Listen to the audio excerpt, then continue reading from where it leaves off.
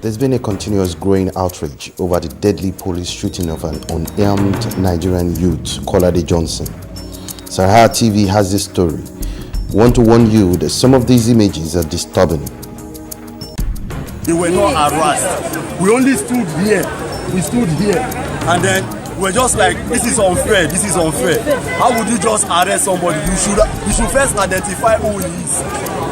Then, before we know, they released the first gunshot on the head. The second one was right beside this dead guy now. Then the third one went directly to his private part. Before he could get to the hospital, the guy is confirmed dead. Just like that. Do you know his name? Do you know his name? Can you give us his name? They just said his name is Kolade. I don't know his full name. Okay. They said it's Kolade. Okay. I don't know his full name. Thank you very much, sir. Thank you very much. Today, call for justice for Kolade Johnson, a 36-year-old graduate of University of Benin.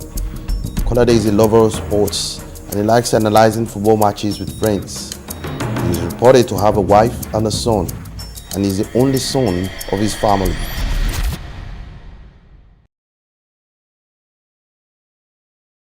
He was killed, he was shot dead by the SARS personnel. You know, they said they were chasing after somebody that had dreadlocks, of which we don't know their business with the person, and they shot him.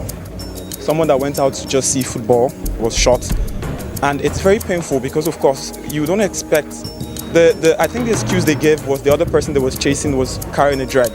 I don't see how carrying a dread in a country is a problem.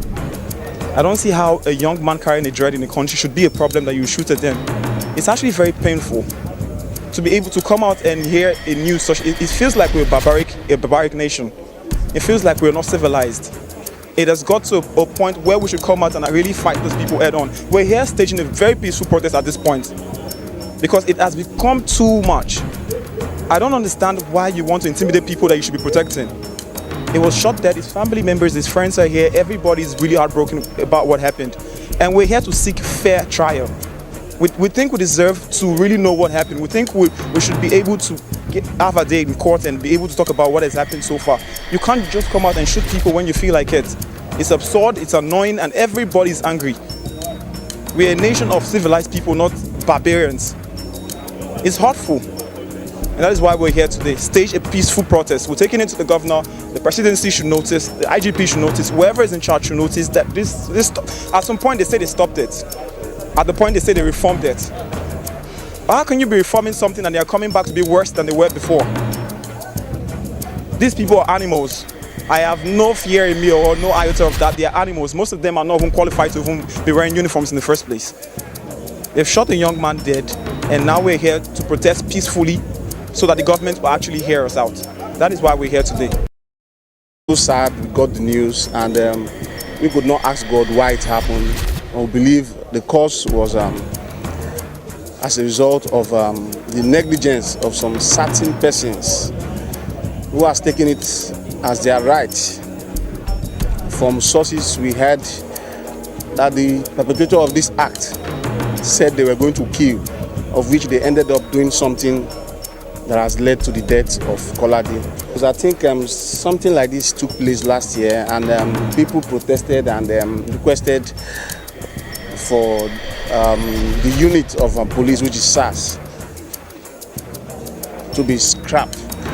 But certain measures were taken, and they said they were going to reform SARS. But we are surprised that that same act of them maltreating innocent citizens has continued.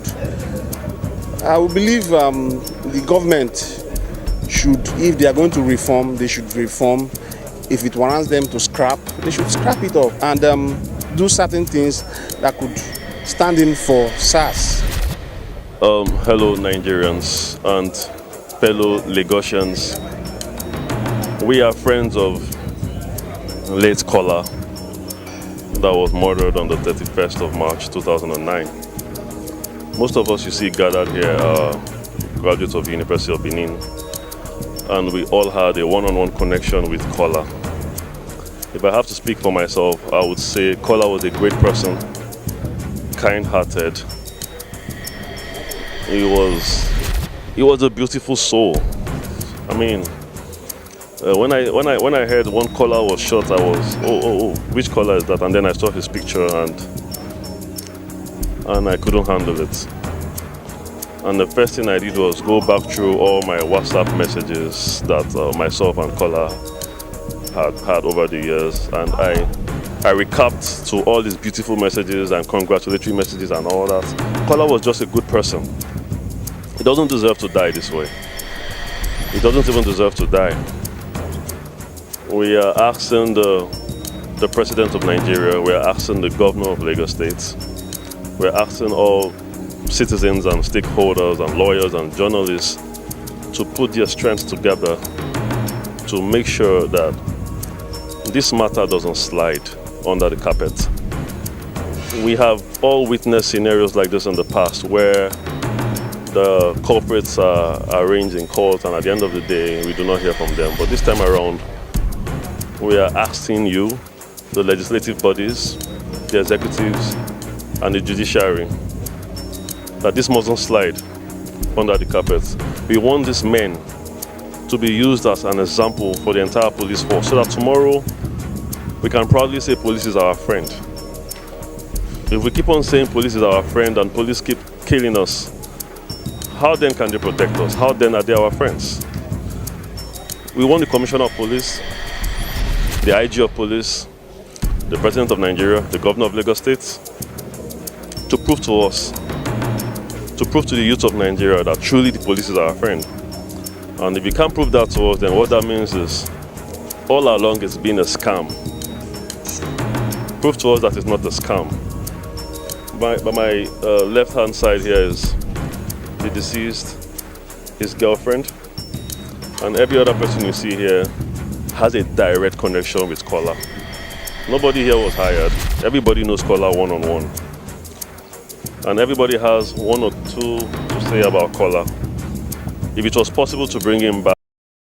EndSARS has been going on for a long time, and this thing, it has caused a lot of havoc. Kolade isn't the first, and I don't think it's going to be the last if you don't end it. It has caused a lot of pain and heartache for everyone. We're all heartbroken, so they should just try and they should probably reform it or end the SARS thing completely. Just reform it or end it completely and do something about it, because they are causing more pain to the public and it's not nice. We don't know it's going to be next. I could be working and I will be the next. I don't know it's going to be. It could be my family. So in fact it's my family, because Kolade is my family. It's like a family to me, and the thing hurts me deep, really, really deep, and it's been really tough since on Sunday. Very, very, very tough. Kolade Johnson was hit by a stray bullet while watching a football match at 1 Beko Street, Onipetesi, Mangoro bus stop. The policemen, 4 in number, stormed the area to arrest a suspect. They opened fire on the undisclosed person, only for a stray bullet to hit Johnson. Don Styles. No Machiavelli Styles, they follow you talk now. Hello.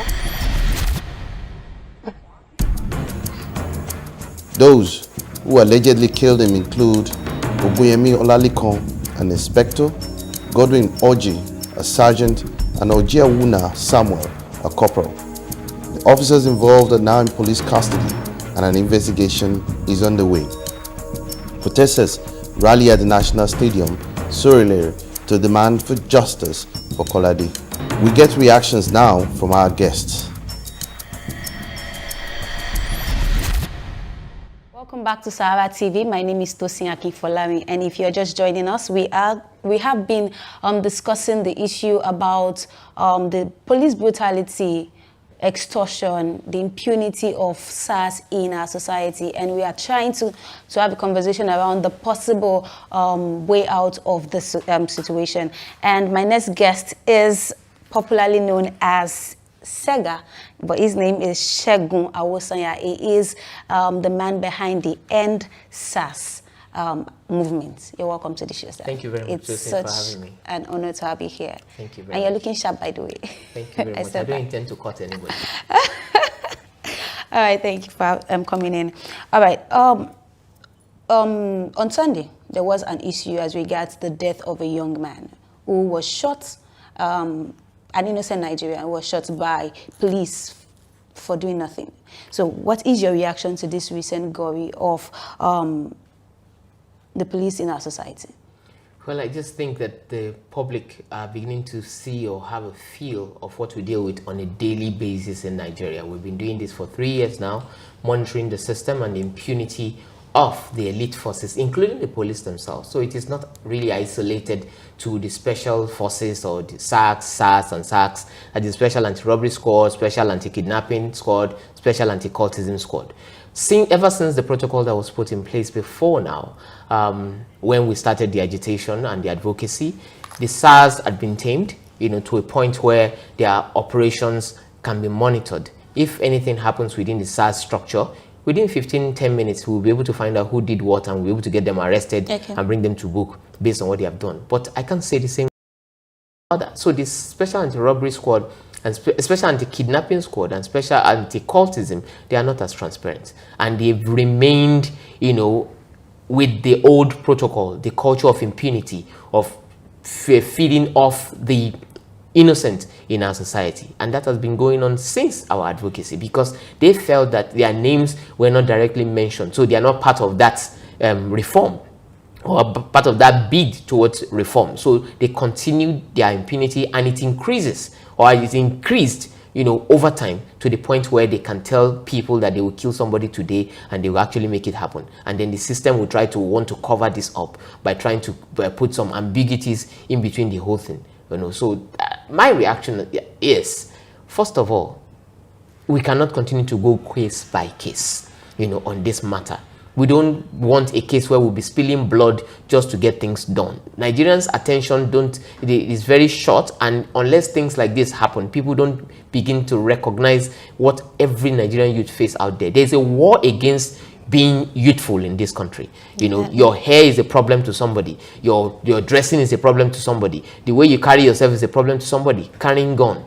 And that should not be in any civilized society. And that's one of the reasons why we're doing what we're doing, to ensure that we engage the authorities enough to follow up with the new police act, which moves them away from the constabulary, to an accountable system that caters for the lives and property of the people. Right now, the police are not serving anybody but themselves. Okay, talking about police brutality, killing, torturing, what exactly constitutes police brutality in itself, and how should we address this? When you talk about police brutality, you're talking about a policeman going out of the set standards, set protocol, operational procedure that have been set for them to engage the public, and doing something else based on their sentiments, based on their prejudices, and based on some agenda that is not open to the public. For example, when you have this prejudicial, indiscriminate arrest of youth, it's a form of police brutality. When you look at somebody, you're trying to correct somebody for breaching a law or so, and you have to beat the person. It's not a personal thing. You don't have to raise your hand. It's not personal, and it should never be personal. So these are the issues that we're looking at, and the way to go about it is for citizens to know their rights and to report these cases, not normalize it. Most of the times, Nigerians have been guilty of saying, what can we do? We just have to pay to get away from this. You don't need to pay anybody. The police offices is not a bank. It's not NEPA office where you have to pay yourself out. So you need to, anytime anybody is asking you for money, even though you want to pay to save yourself from harassment, you must report that case and show your evidence of payment to such people, and then we'll follow up. And that's why we are here. This special intervention advocacy, social intervention advocacy foundation, SAFE, that's where we are established to ensure that we stand in the gap. Because when a policeman harasses you or intimidates you or robs you at gunpoint, who else do you run to? The president or the police themselves? So there must be somewhere to go, and that's why we are here. When you call us within 24 hours, we get you justice. And we work with the system. We are not inimical to the system. We are not against the system. We're against impunity within the system. And that's what we're addressing. All right, talking about the police reform that is on the floor of the Senate at the moment, what exactly is this addressing as regards this issue? The police reform is actually repealing the act that set up the craziness that we have today, the madness we have now. And it's replacing it with something that reflects the public. That's what the constabulary is all about. You remember in those days that the police were actually protecting the crown, from the people. So they kill and maim and, intimidate and criminalize anybody they see as a threat to the crown. And that's exactly what is going on now. So they are a tool in the hands of the ruling elite. And that must stop. And which is why today you find out that it's only the president that can appoint the IG of police. That must change.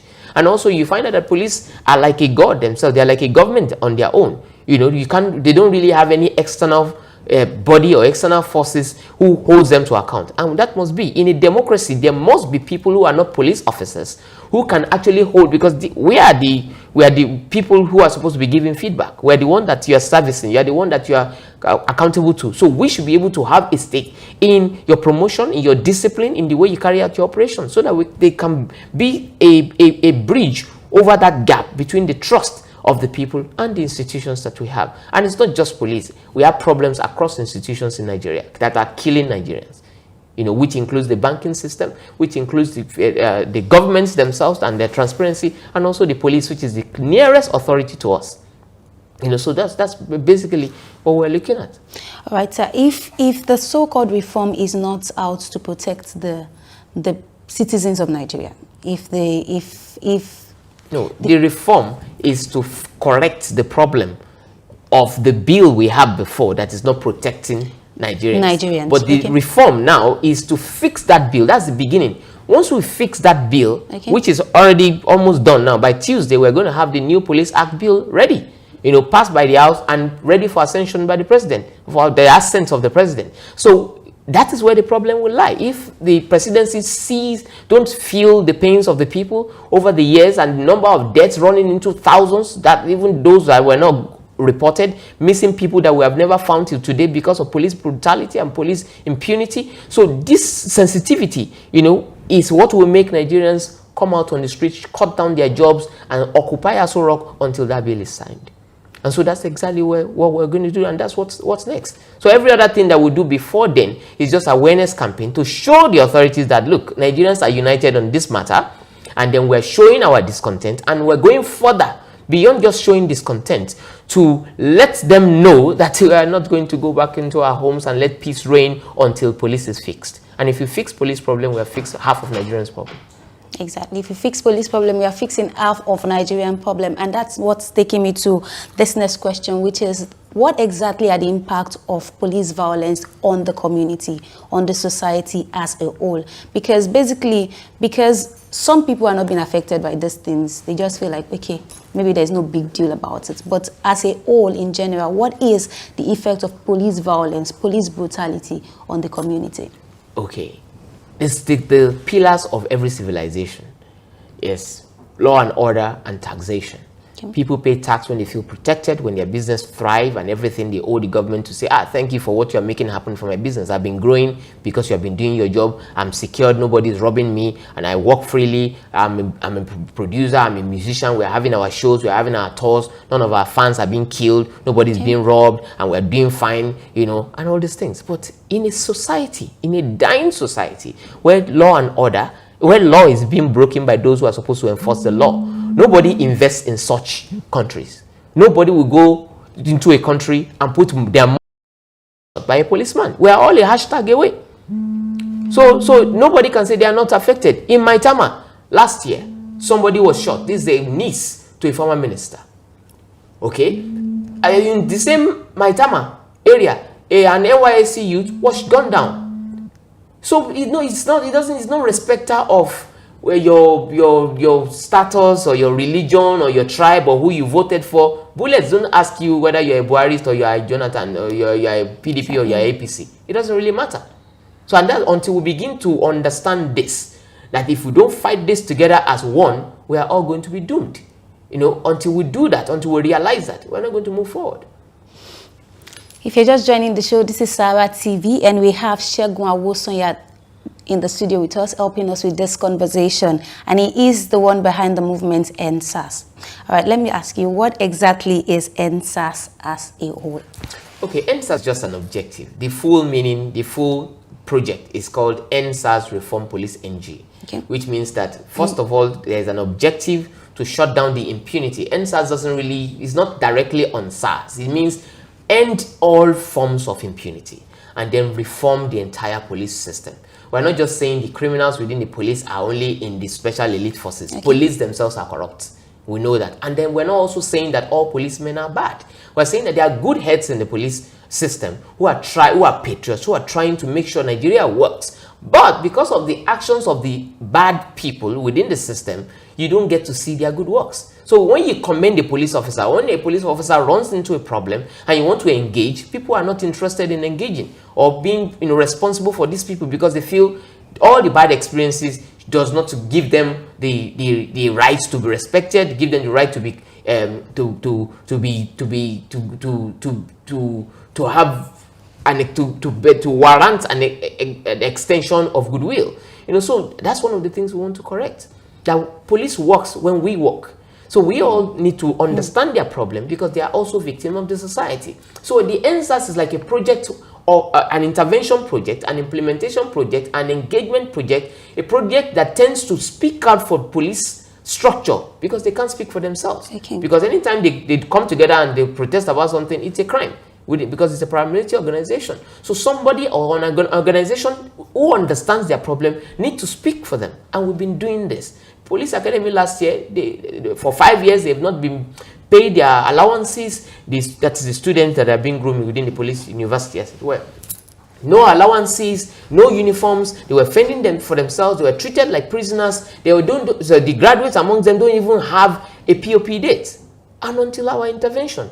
And all those were sorted. Of course, these things are not things we shout about. They are things we do on the ground because police is a security, structure, and it's not everything that we do there that we publicize openly because it's not everything that happens there that concerns every citizen.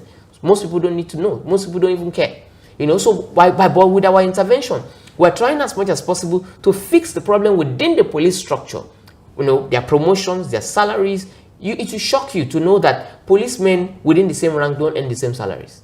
There are different deductions despite the IPPIS system. So there are so many problems within the system. So when these people will react because they cannot voice out their pain, we're not justifying their actions. We're just saying that there are deeper issues, than what we're seeing on the surface. So our organization tries as much as possible to stand the gap for the people, and also because policemen also are citizens of Nigeria. They're part of us. They're part of us. So we must care.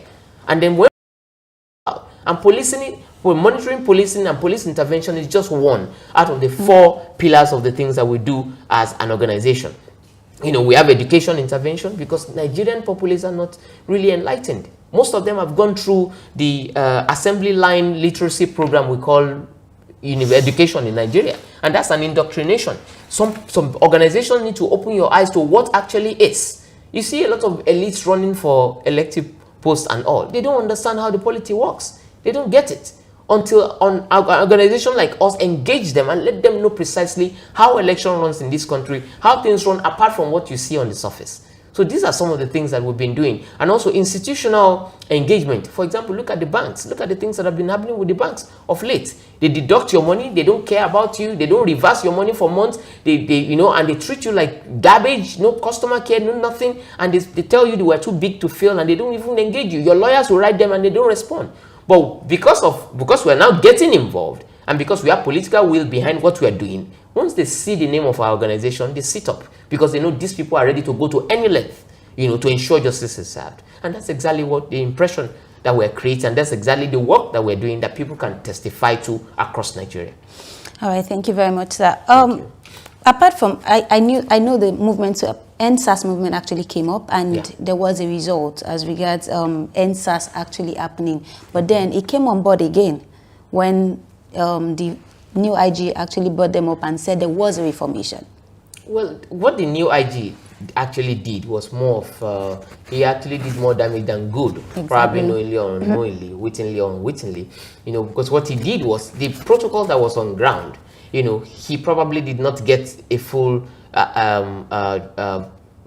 information on his handover notes, and he didn't call a meeting of the stakeholders to begin to say, look, you people met with the police at some point, can you please give us a refresher of what happened and what was on ground and all. But none of those happened other than the pronouncement, which is also vestiges of the military interregnum, where police see themselves as an authority where they can do and undo without caring how it will affect other people. So with that was a blunder, that was an error, and this is the result that we're seeing, that error, and it's going to get worse. We warned before now that because of the return, what they called they said they've overhauled or they've scrapped SARS or anything. They didn't do that. What they did was they moved all the elite squad back to the hands of the commissioner of police across the state, who cannot even handle police station problems. So with that, it compounded the problem, and of course, some of the units still held themselves together because they know that they are the mascot of the campaign in such a like NSAS. SARS knows that this thing has already been against them for a while, so they are not going to be crazy enough to start misbehaving. So while they are putting themselves together, the other ones who have not been directly mentioned, they continued in their impunity, and it became worse.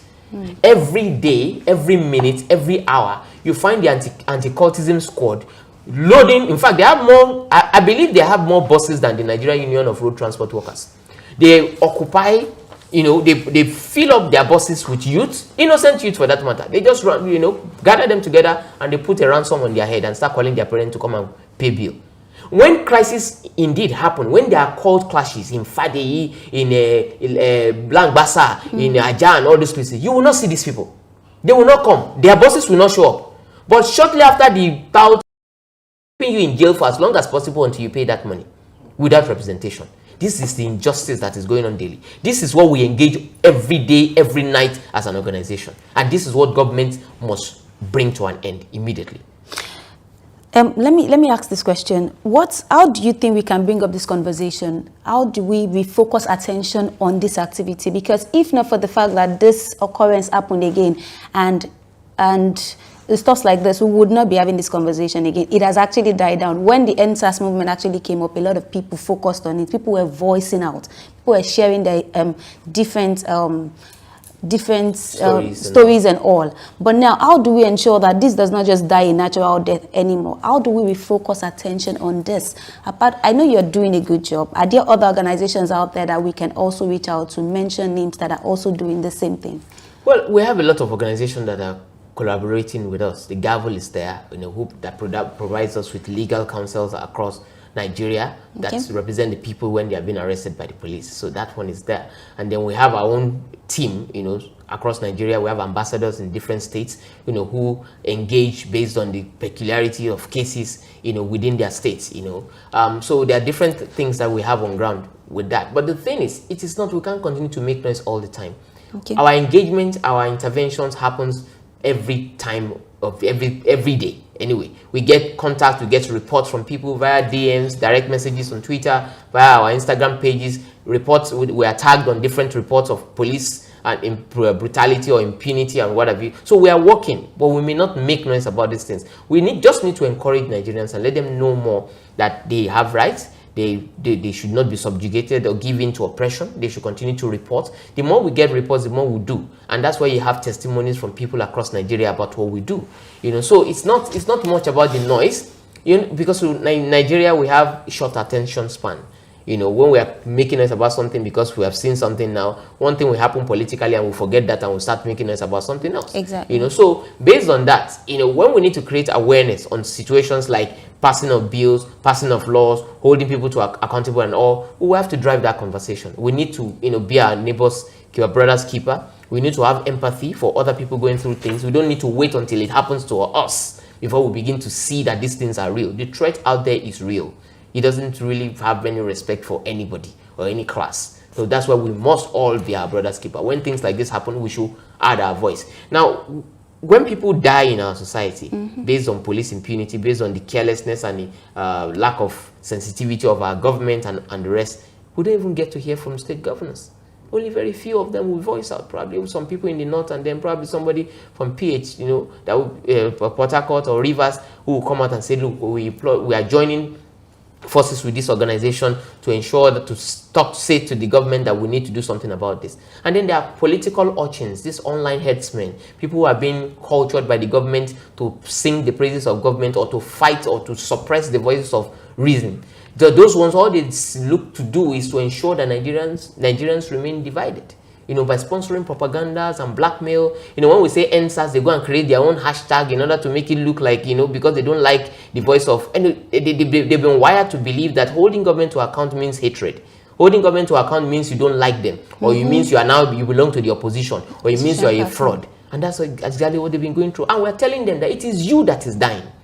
It gets so bad that most of these people being used by government were against our own party. Please, I'm telling you, it is not political. Life and death of humanity has nothing to do with politics. You are a human being first, before your nationality, before your citizenship, even before religion comes. So you must be factual with yourself and your children for the sake of your children. Speak out about these things, regardless of your political party.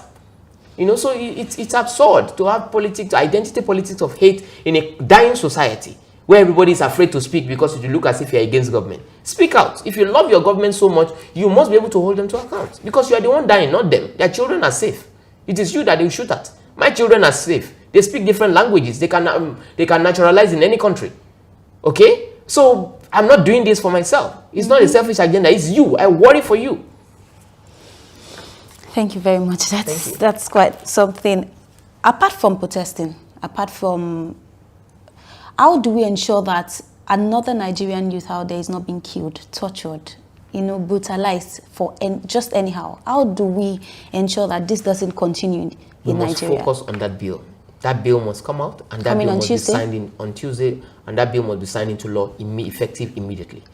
Anything that will prevent it, any postponement, any delay, must be resisted. And that is how we will prevent any other person from falling victim of this. That is the only thing standing in the way behind, that's standing in between the freedom of our youth and then, you know, and the continuous oppression of our youth. There's a big war against the youth of this nation, and we must begin to confront it by making sure that the first thing is done, which is passing of the new Police Act bill, after which we can now begin to monitor the implementation of that bill to make sure that the police comply with it and they follow it to the letter. And that's exactly where we should be.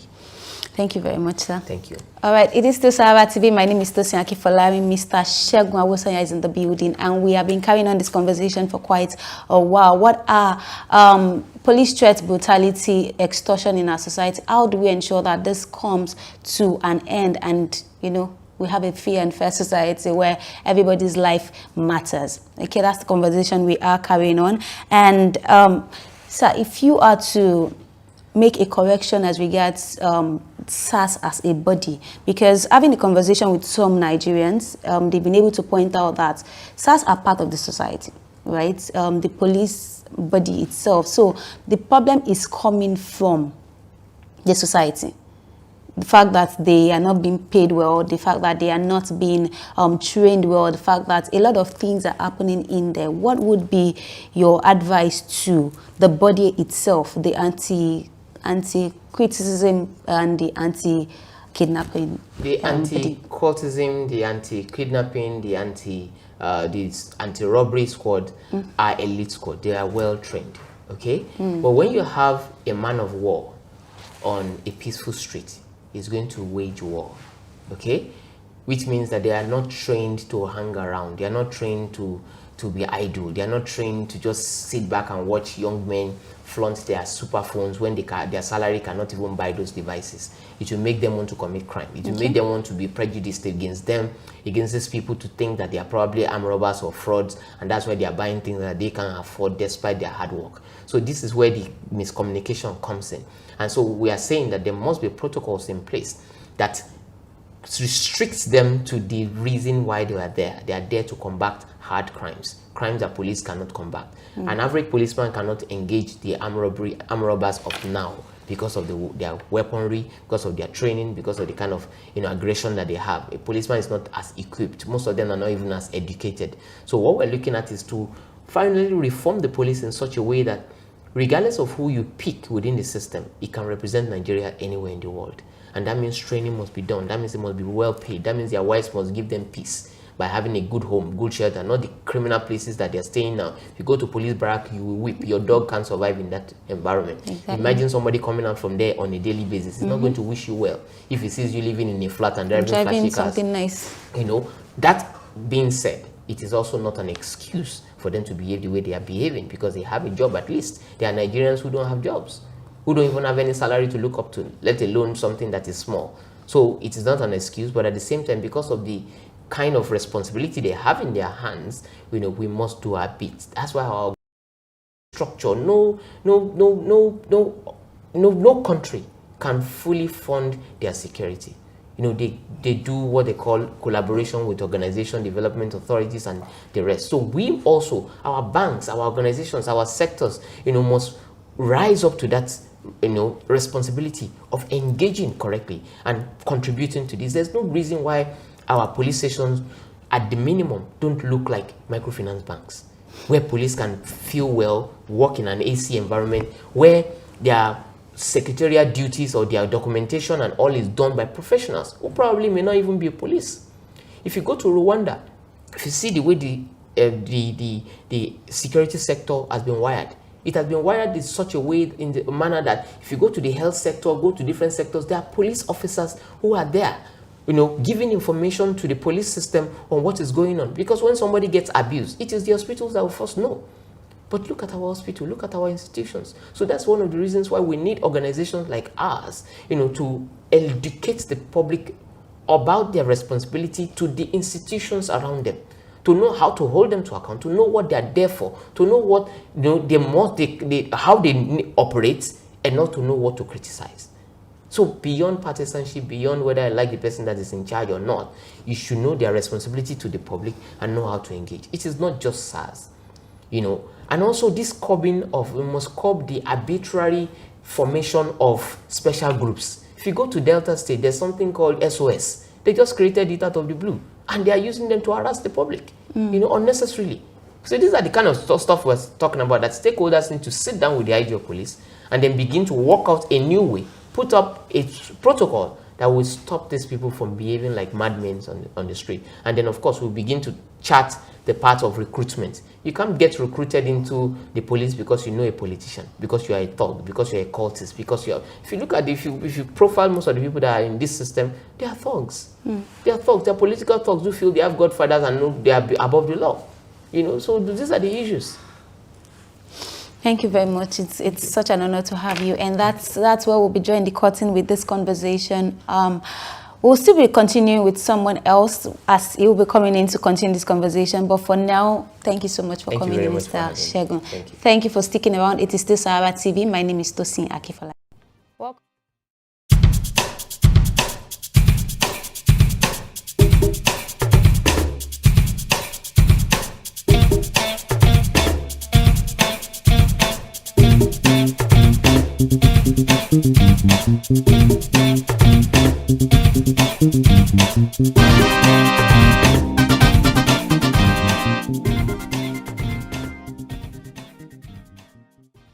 TV, and my name is Tosin Akifola, and thank you for staying tuned. And we have been carrying on the conversation as regards police brutality and extortion in our society today. What are the ways to ensure that this do not continue? We have had conversation with people, with veterans and comrades in the studio, and we will still be doing just that. We still have Mr. Segun Awosaya in the building. Thank you for your time, sir. And we have Mr. Okechukwu Nwaguma in the studio. You're welcome, sir. Mr. Okechukwu Nwaguma is the National Coordinator Network on Police Reform in Nigeria. You're welcome. Okay, as we get what has been happening over the weekend, killings and all that, what would you say is we can do to ensure that we promote justice and equity in law enforcement? Yesterday? It was over the weekend. And that killing was carried out by the unit called anti-cultism, not SARS, as some people have been, erroneously saying. But of course, you know why people are quick to accuse, because SARS has been the main, culprit in this type of, atrocities. I'm also happy to note that the Lagos State Police Command has taken the prompt action of arresting the culprits and has also promised to ensure that they are punished. In the past, our concern has always been that this type of thing happens, public outcry, police, makes promises. We were going to follow up on this, and I actually have spoken with the PRO this morning. He assures that he has confirmed that the killers are in their custody. We want to see that justice is served. Okay. They must be tried in the court of law for murder, and some compensation must be considered for the victim. Now, for me, it goes beyond just this single incident. This unit called anti-cultism has been very, very notorious in Lagos. And I want to give you an example, instance of what they go about in the pretext of clamping down on cultism. Raid neighborhoods, raid streets, arrest young people. There are cases where they arrest young people simply on account of their wearing a certain hairstyle. They raid places occupied by commercial sex workers, take them, detain them, all with the end of extorting money. The whole thing is about extortion. It's not about law, it's not about fighting crime. One case that I came to my attention recently was one in which a young man who just walked out from the computer village was apprehended and taken to anti-cultism. And when that case came to my attention, I called the OC and he didn't pick my call. So I got some journalists to call. So when he saw that fire was on the mountain, what he did was call out the young man and ask him. Meanwhile, they had asked the young man to bring 80,000 naira for bail.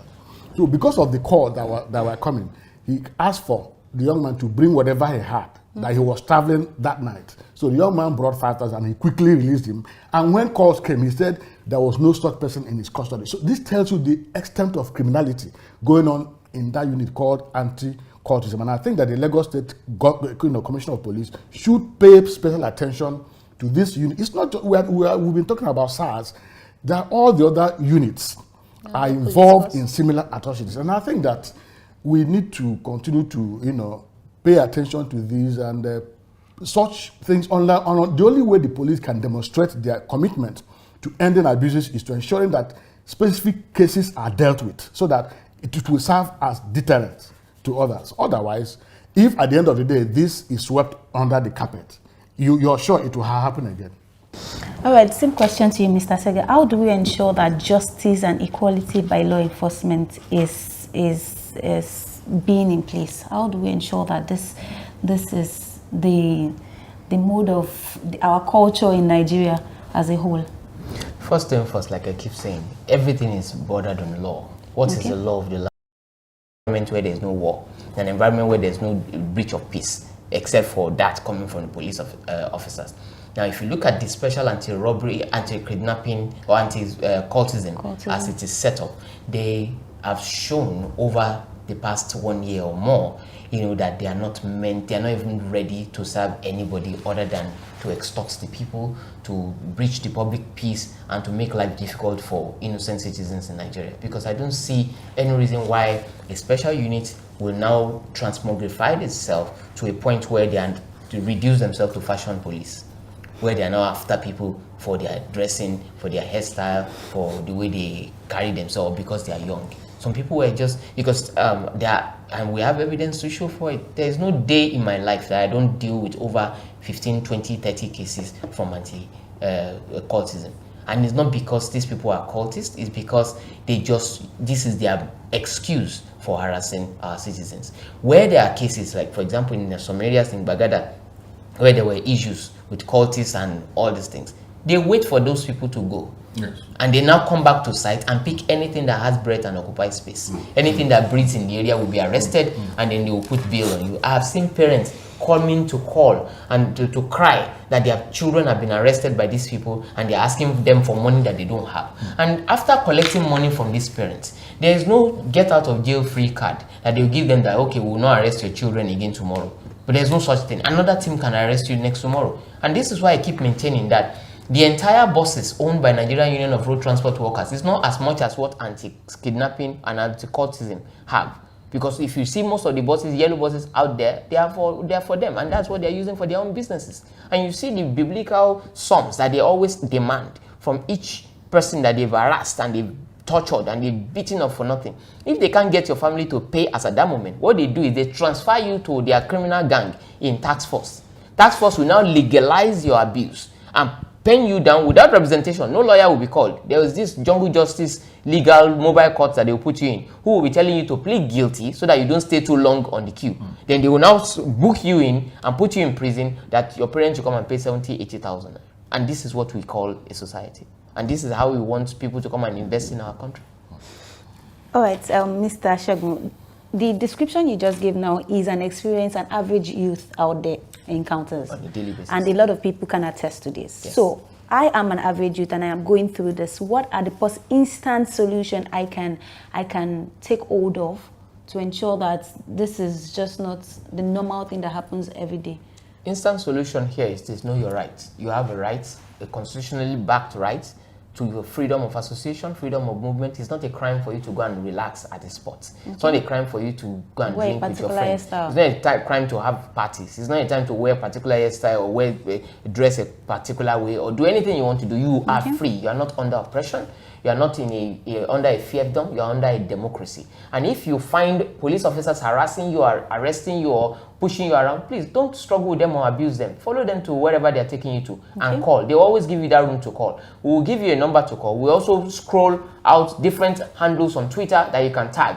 You can tag Network on Police Reforms in Nigeria. You can tag OK Nwaguma at OK Nwaguma. You can tag at SegaLink. You can tag at Citizens_Gavel. You can tag, SAFE, that is Social Intervention Advocacy Foundation Nigeria on Twitter. Any one of these handles that you tag, will get us alerted and we engage immediately.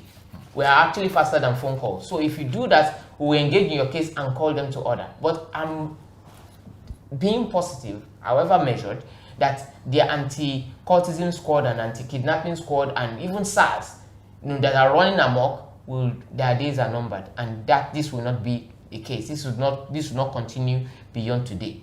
We are already engaging, and the authorities are responding, and we want to assure Nigerians that this will not happen again.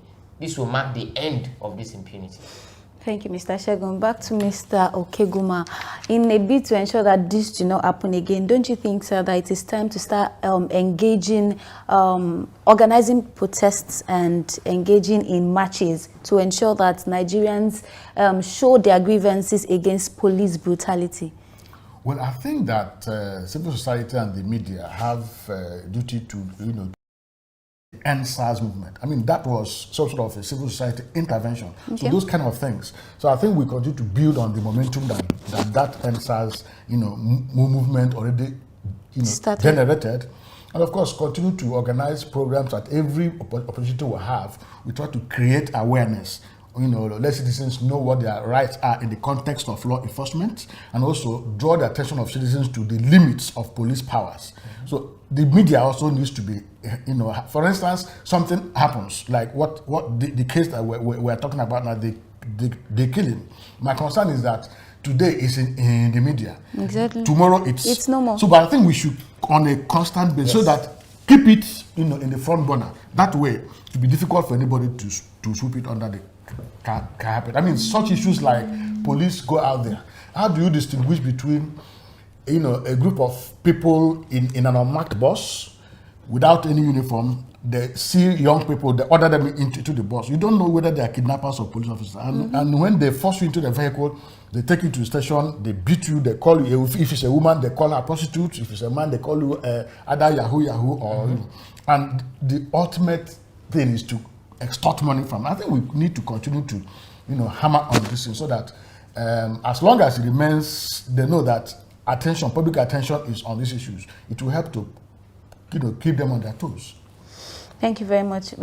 Mr. Segun, your view about that, sir? Yeah, what we have done in the case, or in every case where we have police killing people, I call it astenomicide, where you have an authority who abuses power to kill, a citizen, an innocent citizen.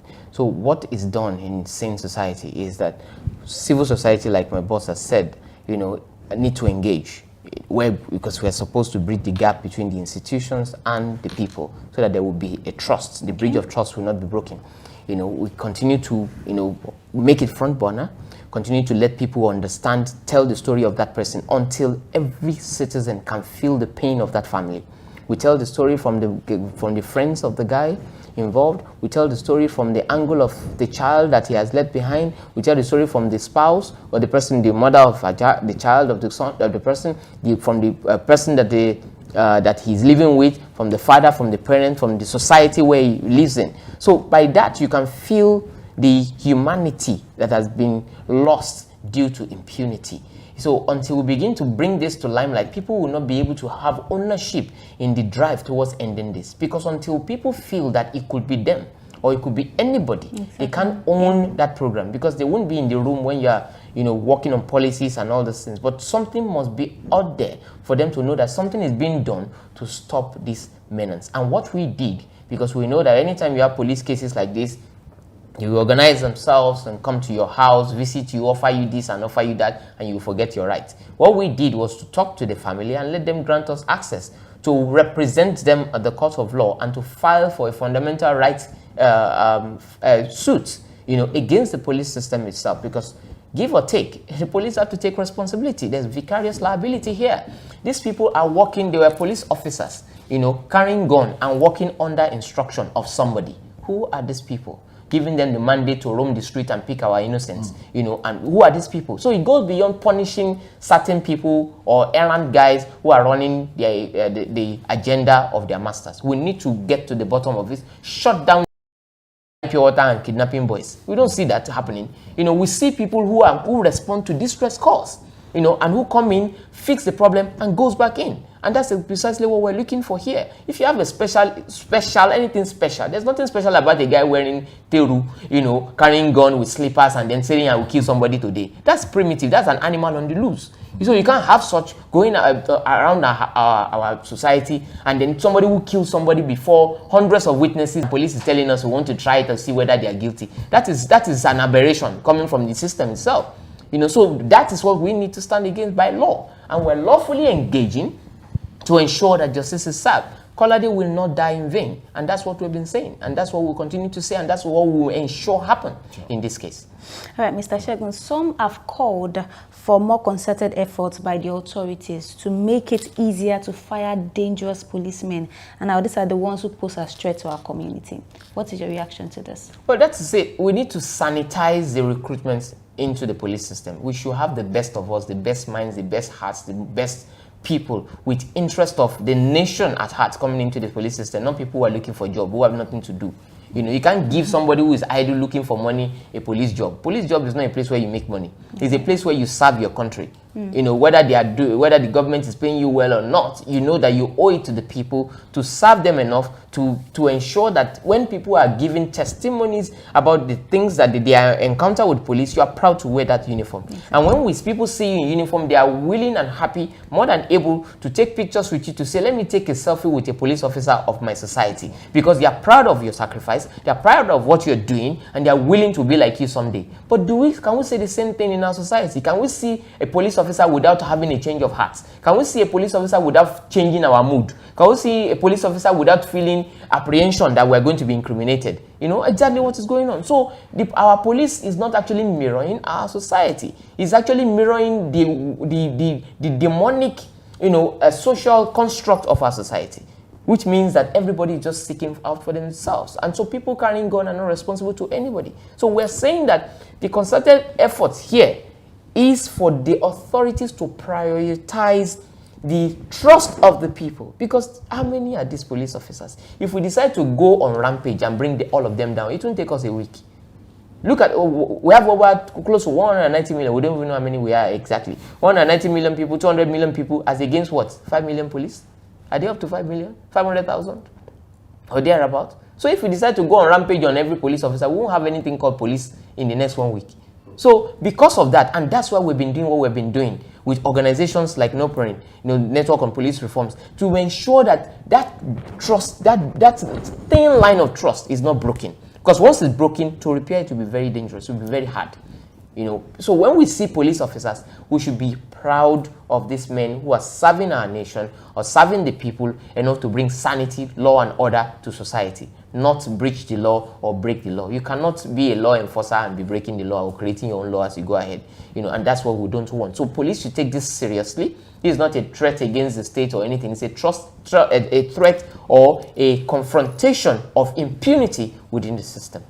All right, Mr. Waguma, what is your take on that? What's your reaction to the fact that dangerous policemen should be easily fired? You know, the point you made about the quality of people who find a way to be screened, you know, as police recruits. And ask them questions, why do you want to join the police? Job not there, you know. And so you find a situation where people who are not even qualified to be in the police find their way because all you need to do to enter the police is to pay bribe to a certain person. You know, by the time we return to democracy or this semblance of democracy in 1999, between 2001 and 2004, there was under President Obasanjo, there was this recruitment drive to make up for the shortfall that happened under military, because throughout the period of military rule, there was no police recruitment. Police officers died, some resigned. We had less than 150,000, you know, police officers in Nigeria. So there was a plan to, you know, recruit 40,000 over a period of 4 years. Now, what happened after the first attempt? There were allegations that a lot of people paid bribe to enter the police. A lot of people who are in the police used forged documents or documents of other people. Okay. These are people who cannot spell their names or write their names. And so an audit was carried out. More than 50% of those who found their way into the police were found to have, you know, come in with forged certificates. And these are people, and that is why, of course, training is part of the challenge. But you know what? There are people that are untrainable. A lot of these people are not trainable. They don't understand the basics of human rights, of, you know, what police investigation is. These are the people who are sent out every day by their superiors because of lack of funds to run basic operations. They send them out to make money through extortion. That is why you have all these cases of raids, arrest, detention, extortion, and all that. And it will stop until we address the roots. So for me, I think that basically when any officer is involved or responsible for any abuse, what is expected that officer must be processed through the law, must be charged to court for the offense he has committed. If it is extrajudicial killing, murder. Torture is also a criminal offense, but you don't see police officers being charged for torture, even when the Administration of Criminal Justice Act clearly prohibits and, you know, spells out penalties for torture. So it is the failure to bring to account officers responsible for this, that this impunity, this atmosphere of impunity has continued to encourage this thing to happen. So every officer involved in a violation must be dealt with according to law, even if it means dismissal. Until we keep dismissing them, until we rid the police of undesirable elements. Then when we now want to recruit, we'll be sure that we are recruiting the right people, that the procedure is not circumvented, because it's also the circumvention of the recruitment process that is enabling this situation where criminals and misfits, quoting Obasanjo, find their way into the police. Thank you very much, Mr. Okechukwu. Now, Mr. Shegun, even with this act that is going to be passed on Tuesday, do you think, Mr. Okechukwu mentioned the fact that a lot of people bribe their way into being in the police force, and I actually read a report where the special courtesan unit as well as seem to be a very special unit where people pay more to get in. It's just a tool. Now it is the question now to us as citizens of Nigeria is, are we going to be willing to follow up and hold our government up to account enough to implement to the fullest this bill that is coming out? That is a question that we need to begin to ask ourselves. So it's not just about the bill is there, so miracles should be happening. No, we must follow through. We must know the bill. We must educate the people all the CLOs, civil liberties organizations, all the organizations, national, all the organizations that we have, civil society group and all, must understand, get that bill, look through the bill, begin to train people, talk to market women, talk to Okada riders, talk to our youth, organize programs in universities, you know, talk to all stakeholders. Then national orientation programs from the executive also, you know, they should ensure that the people are educated. Get musicians on board, get a lot of people, hammer it into the heads of everybody. If you know the law, you know what is applicable, and you know your rights, no policeman will take advantage of you. Policemen are taking advantage of the fact that Nigerians don't know their rights. They don't, because we don't have money, we are being pauperized.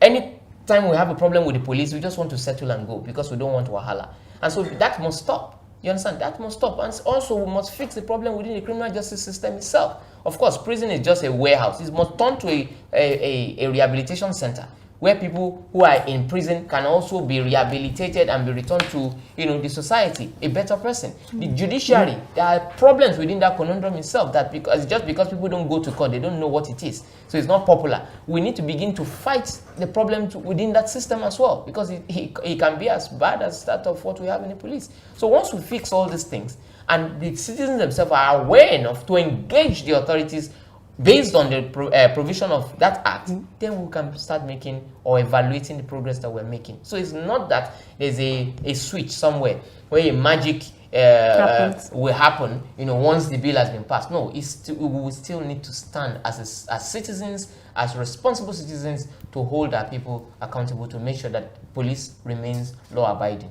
You know, because that law is addressing a lot of problems, including the ones you've mentioned, you know, to the point where if followed to the letter, and with the Administration of Criminal Justice Act, you know, we will totally, you know, revitalize the police structure, and then Nigerians will have a better life and better society to live through. All right, thank you very much, Mr. Shegun. I want to ask Mr. Okechukwu this question. I asked you earlier, and that's the fact that beside protesting, how can we ensure that no more Nigerian youth experiences this innocent killings, brutality from the police, extortion? How do we ensure that what happened over the weekend do not resurface anymore? How do we do that? I think the first thing is for the police to demonstrate that they will not tolerate this type of thing happening. Amongst them? The police? Yeah, I mean, the first thing is that the police must show, you know, genuine commitment to, you know, stopping or bringing an end to this type of, you know, madness. Now, but you know, police alone cannot be trusted to deal with this type of thing. And that is why we have external civilian oversight bodies like the Police Service Commission, which for me has remained, you know, grossly incompetent.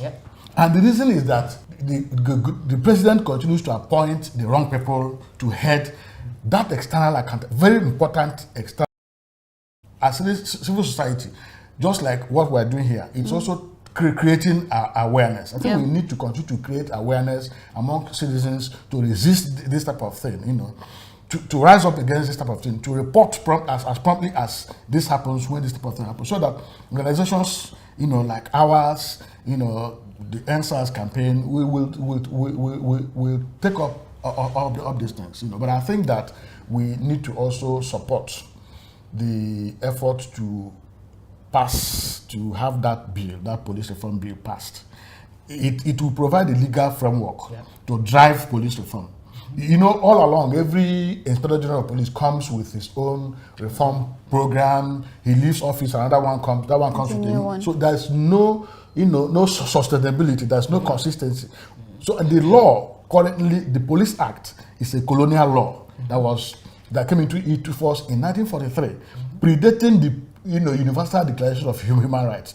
It's no longer fit for purpose. It cannot, you know, bring about a democratic police. So what the bill has done is to try to address some of the, you know, the gaps in that law. You know, remove things like the discriminatory practices contained in the current Police Act.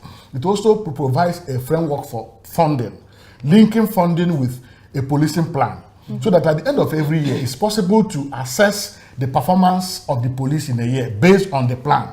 and how they have managed the little resources available to them. It also makes provision for alternative sources of funding to address this issue of perennial underfunding of the police. So I think we need to support the passage of that bill. It will be the first step, forward in the long-drawn effort to reform the Nigerian police. Thank you very much, gentlemen. Thank you. I just want to quickly ask this, Mr. Shegun. I was listening to an analysis this morning, and as regards the occurrence that happened over the weekend, and people were calling for the names of the policemen. It was said that 3 policemen had been captured, but these names have not been released. And people have been asking, why is it that in situations like this, names are being withheld, but if there were criminals on the road, the same policemen would have paraded them on TV? What's your reaction to this, sir? When people within their system are being culpable of a crime or so, they will deem them innocent until pronounced guilty. So they'll protect their interests, they'll protect them. In fact, if you see where those people are kept, you will know that they are not being treated as the innocent people being abducted on our streets and being deemed guilty until proven innocent and being demanded to pay, bribes or ransom before release. So these are the kind of things that you see, lopsided, and that's why we're going to court, instead of waiting for police to be a judge in their own case. Thank you very much. Thank you so much for joining us on this segment, and it has been enlightening, and we trust that by Tuesday we'll be smiling Nigerians and trusting that the future will be better. Thank you, Mr. Shegun. Thank you, Mr. Okichi.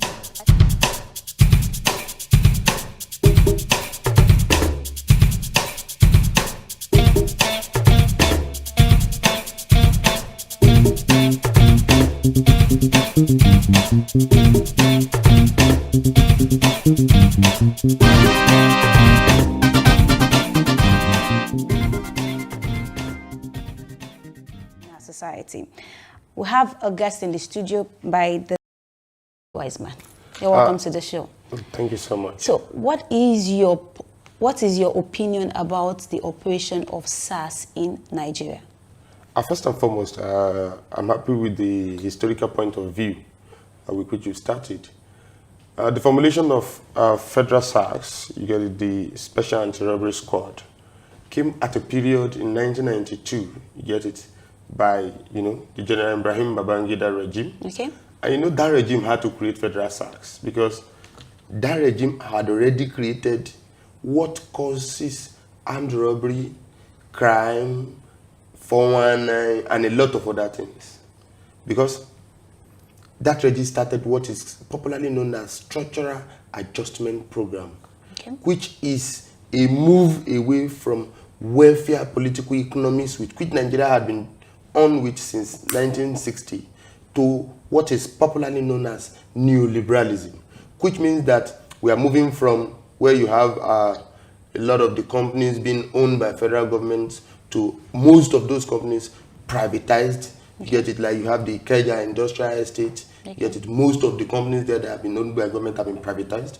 You get it, you have a situation whereby full and real employment has been turned to casualization, has been turned to outsourcing, and a lot of other things. So as at that time, that government, it was a government, the government of better life, a government where you say, chop make I chop. It was the government of Babangida. So that government actually itself created the basis for crimes in the society. The government created the basis for 419 in the Nigerian society, for internet fraud in Nigerian society. Those are the period where you have a lot of criminals. You have people like Ajudua, you have big 419 people rising all over the country. So, and when that government did that, the same government had to create also a government equivalent of the basis of what it has created. You get it? And that's what you have with the Federal Special Anti-Robbery Squad. You get it? If you look at the anti-robbery squad itself, there is it's more of, it has similarity with the same crime that is happening in the society. You get it? And that's why you saw what happened yesterday. You get it? There are a series of things that have been happening. So, and one other thing should also be noted. When you see a government moving to neoliberalism in such a backward country like Nigeria, where we have not moved, we have not had development, around that development generally. You get it? We have not gotten industrial revolution in the country. We have not gotten to a stage where the country has been massively industrialized. The welfareism itself, you get it, had not even been deepened. You understand what I'm saying? So there is no shock absorber. There's no economic shock absorber. You get it? To have structural adjustment program. So politically, such governance, such military rulers try to operate neo-fascism. They try to have a situation where they force people, they force policies down the throat of people. You get it? And that's why you see that succeeding Babangida was General Sani Abacha.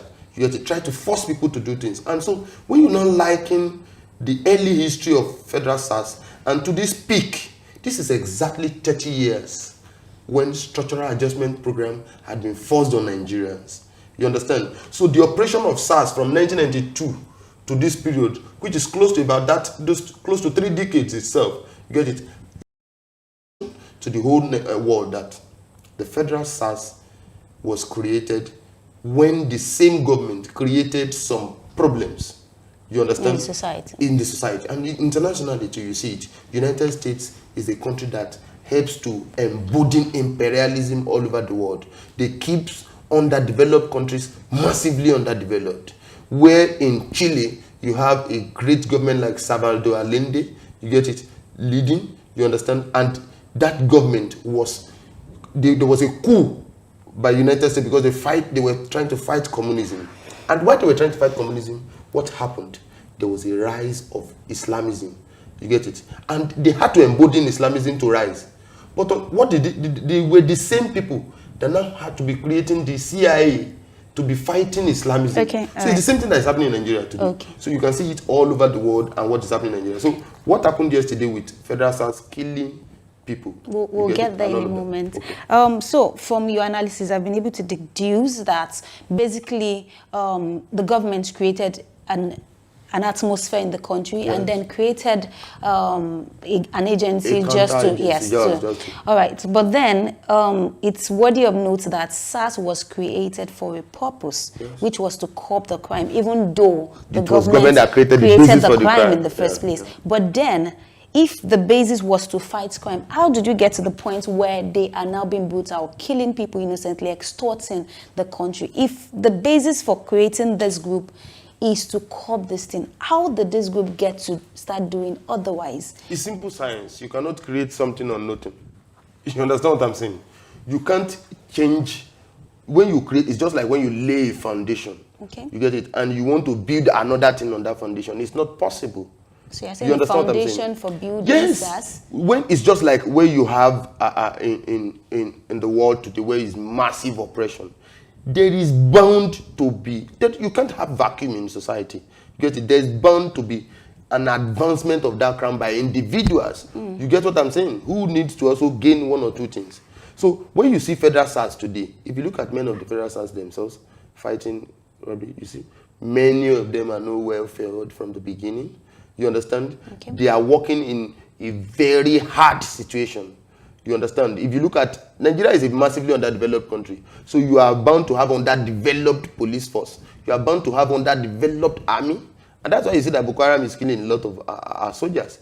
You get it? So the federal SARS itself is an underdeveloped, under-advanced, you get it, military setup itself. If you go to the federal SARS office, you see it. It is uncared for. They do a lot of things. You get to their cell, is not worth of it in the first place. So those persons who do that, when they attack armed robbers and all of that, they are bound to also be greedy. If you look at many of the people that they are not even well trained, you understand? So when a country, a government tries to create its own military to face what it has created, you understand what I'm saying? You look at it just like the same story with Boko Haram. It was the Borno State government at that time that were using them as thugs, despite the fact that it was a non-military thing. They are now trying to copy it. It becomes very difficult. Okay. You get it? So federal SARS is bound, is condemned, you get it, to continue to misbehave the way they are. Because they are a microcosm of the society with which the Nigerian government itself misbehaves, you understand, everywhere. So they can't create a better police. All right, thank you so much, Mr. Kunle Wiseman. When we talk about police brutality, when we talk about mishandling of humans, what exactly does this constitute? Well, it constitutes a threat to humanity. Okay. It constitutes a threat to democracy. You get it? And it even constitutes, in the whole, you know, a threat to the economy, generally. How can this be addressed? First and foremost, you have to end SARS. That's one major issue. Because you cannot use a force. Okay. You get it? We were out on the street yesterday asking questions, and a particular person, a particular young man actually said that, had a different opinion though. He said that even though there were bad eggs, that's what he said, bad eggs among these people, they are still doing things. They are still performing their role for which they have been set up in the first place. So do you think because of these few bad eggs, we should end SARS? Yes. It's not about few bad eggs. That one is wrong in the first place. Okay. You get it? Majority of SARS are who they are by the virtue of how they operate, the environment with which they operate. If you even go to the office, you meet, most of them, you get it, are ill-educated. You understand? Yeah. Most of them, you get it, believe that why they are created is not for, that's the simple thing, that why they are created, you get it, is not to correct crime. You get it, is to forcefully hammer crime. And you don't do that. Whatever better police force or security that you can give to society must be social. Because the problem itself is a social problem. You understand what I'm saying? Okay. The problem of robbery and the rest are social problems. So you must be corrective. And you see, while we were contesting at the last election, Tomoyele used to say that one of the best ways to do it, you have a military officer that wants to ask people not to do this. The best thing is to say, no, do it this way. They should be building the police force, the military and all the rest in a corrective manner, especially those who are working within the society. It's a civil society. The police must also be civil. So your solution is just to end SARS? Yes, they have to end it. All right. And end the basis for crime. Simple thing. They have to create free, functional, and compulsory education at all levels. Okay. They have to start creating mass employment all over the country. They must have mass industrialization. The notion that only the services sector can work in the country and then the oil sector should be rubbished. We must go back, you get it, away from where you deregulate the economy, from where you devalue the naira, you get it. All of these things create the basis for these crimes. You get what I'm saying? Yes. For instance now, you see what happened with success. You understand? Success Adego. Today, instead of that government, even not for people that were, they had to suspend the head teacher. Was that the issue? If you look at the video of even that school itself, you get it? Yeah. Anybody, Success is a lucky person that she's even as brilliant as that in such kind of rotten school, you get it? Yeah. The governor itself should have resigned.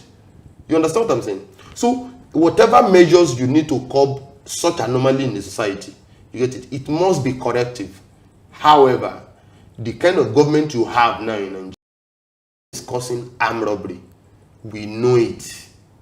People don't have job. People don't have work. People are not educated. Answer all those problems. All right, taking you back to sometime in August 2018 when the vice president, who was the acting president then, instructed that SARS should be stopped, brought to an halt. And we saw that they were being reinstated again and, in quotes, reformed. What is your view about this? Because it's really funny. Yeah. If at some point a lot of NSAS actually started that, and it was said that they have been taken off the society at least for a while, and then there were reports that they have been reformed, and if reformation can still lead to this, then what are we talking about? You see. Let me. We have to be modest when we take up the Nigerian government. Anybody who understands the party in government, you will know that the only difference between them and the other party the party with the umbrella and the broom, you get it? Okay. Is that one tries to use force, that's the PDP, but one is like the rodent, it bites you, get it, and then try to blow some breeze. You understand what I'm saying? Okay. This government is worse than PDP in terms of ideas, in terms of ideology. Their position is never to end SARS. They only did it because they knew that it was close to election. You understand what I'm saying? And that's why it was significant. They had to bring it back close to the enforcement of the rigging of the last election. You understand what I'm saying? And then generally, governments in the world tried to, when you fight them, they give you some things, and in another way, they take it back. You understand? Not our own kind of taking it back. You understand what I'm saying? They try to steal it back from you. So what they are trying to do now is to reverse the victory of the old. You get it? What we need to now do is to ask for more demands. You get what I'm saying? We are not only going to be asking for ending SARS now. We are going to be asking for the ending of the basis for the crimes with which SARS was created. Okay, talking about the reformation that SARS, that was brought to SARS, which made it possible for, which is going to create a situation where commissioners of states will be handling SARS in their own various. Don't you think this would work if SARS were to remain?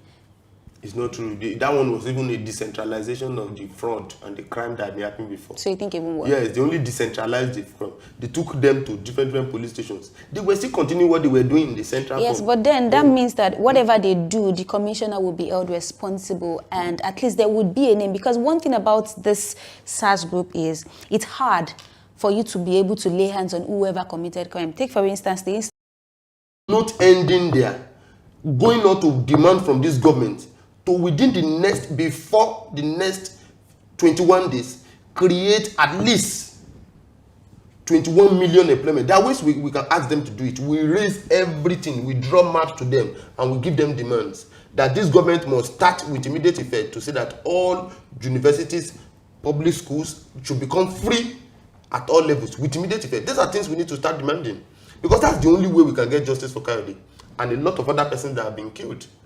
That's the only way. If you say that you want to go and arrest the person that shot him, they will give you a lot of falsehoods. There have not been. Have you heard it in the history of Nigeria before? They have been shooting, killing a lot of people. Have you heard it that they have arrested one person and they have prosecuted the person? The one that happened that they did that was very rare was during the January 2012. The killing in Penn Cinema. You get it? The person that killed in Penn Cinema was arrested and then was imprisoned. You understand? It was rare because, and why? It was because January 2012 was a political upheaval. It was a political revolt. So they must have seeming right response to it. You get it? And you know, it was easy to punish just one person out of about 1,000. But in this one, to get justice for Kolade is to end the SARS itself and end the basis of the crime that SARS has created. All right, thank you very much, Mr. Wiseman. Thank you. Talking about the report of the police PRO, there is a press release from the police CP who says that there will, let me read it in his own words, he said that it calls for calm. Mr. CP's Zubairu Mazu, he calls for calm as regards the issue that happened on the 31st and assure that justice will prevail in this case. So the Commissioner of Police also condoles with the family, friends and well-wisher. He, however, said that there will be reforms, reforms to help in repositioning the anti-cultism squad for effective service delivery, particularly in areas of respect for human rights and proficiency in the use of firearms. This is just PR. What have you have to this say is to just that? public relations. And if you look at it, if you dissect that statement, it starts with it calls for calm, meaning that don't revolt, don't fight back, don't get justice. You understand what I'm saying? It's just PR. And if you look at the end part of it, they said we will reform the anti-cultism this thing for effective service delivery. Who is asking for such services? What is the basis of courtesan? What we are asking the police force, what we are telling the Nigerian government, we are not really talking to the police force. We are talking to the President Muhammadu Buhari, who was the person who started this issue by telling he reinstated SARS and told them to shoot at sight during the elections. So those people got a burden before the election. We are not talking to the police force persons because they are working. If you look at the police under Obasanjo, they behave like Obasanjo. The police under Yar'Adua behave like Yar'Adua. The police under Jonathan behave like Jonathan. The police under Buhari is also behaving like Buhari. There is no difference. So the person we are talking to is Buhari. The person we are talking to is Osinbajo. You get it? Yeah. That we're asking them to shoot aside the barbaric situation. You get it? Give us now all the money they shared during the election that they were giving trader money. By right, traders have a right to loans. Yes, what we are asking them to do is to continue to say that by structural note, traders, at least if you are working in so trade, you can have 20,000 loan per month. You can have 50,000 loan per month. You get what I'm saying? Yeah. So that they must continue all this reform that they started before election. Those are the demands that we are supposed to be demanding. You get it? Yeah. The only way we can get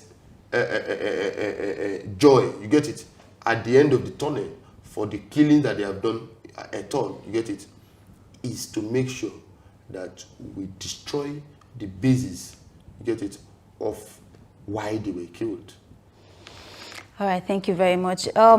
From your conversation, we've been able to deduce that the basis for all of this crime, I mean, all of these activities, the fact that the country itself certain things need to be done in the country. Yes, yes. Certain things to be done as regards our economy. A bad country begets a bad police. Yeah, but then that is probably going to take a while before the jobs, as you suggested, will be created, before a lot of things will be done, put in place to ensure that, okay, the crime in the society is reduced, if not brought to the barest minimum.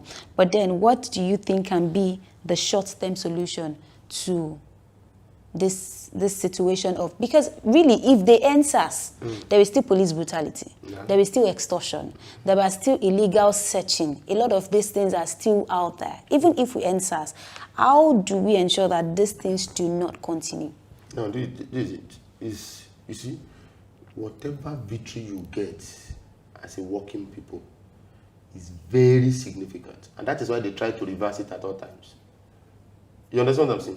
Whatever short victory you get from these people is very, very significant. It helps. You understand what I'm saying? If you end SARS now, police brutality the wings of police brutality have been cut at least to half. You understand what I'm saying? In terms of internal, that does not mean that soldiers won't be beating people on the way and all of that, this thing. But it is a pointer. So let's get this victory. Okay. You understand what I'm saying? We must not be afraid of taking a step, even if there are 1 million steps to go. Because the basis of going 1 million steps is when you take the first step, you take the second, you take the third. There are times that you can run 1,000 steps at a go. You get what I'm saying? Yes. But if you don't even take whatever steps, you're not going to do anything. You understand? And when you talk about the fact that whatever we want to get from government must be long term and all of that, there are some things we need to get. Our own calendar is not the calendar of the ruling class. The 4 years calendar of the ruling class must be discarded by us. You understand what I'm saying? Because we must be creating our own revolutionary situation at every snap that we have the chance, the opportunity to do so.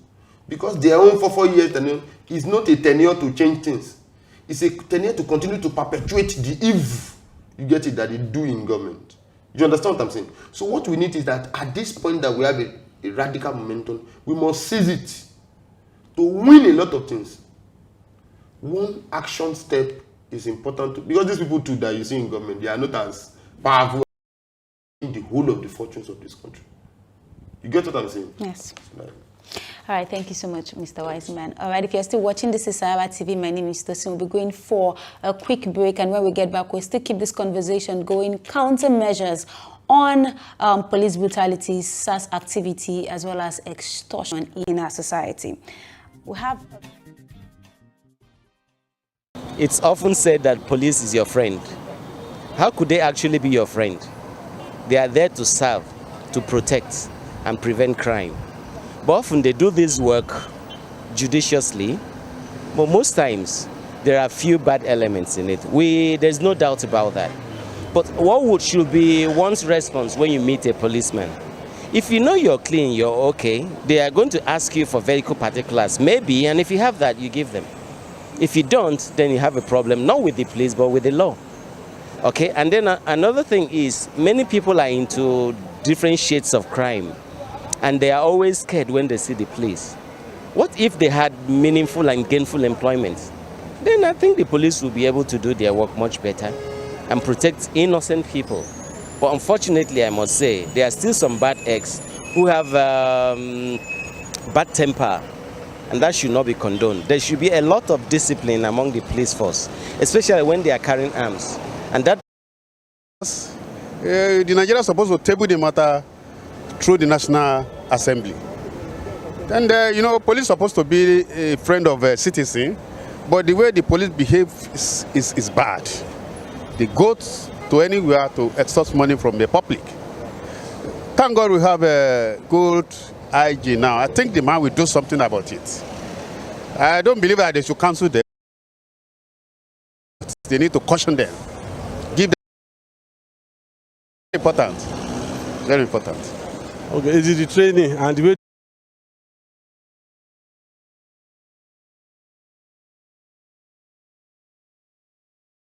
of coming in. But before they come in, they have done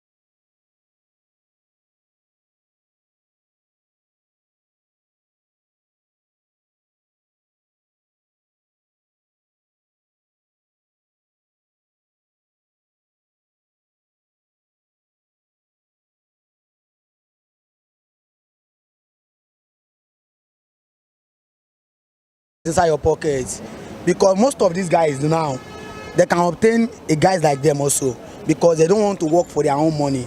And some read a book, they went to our biggest office to go and work, they make money to finance their family. But there are some guys, they can stand on street, collect their money from them.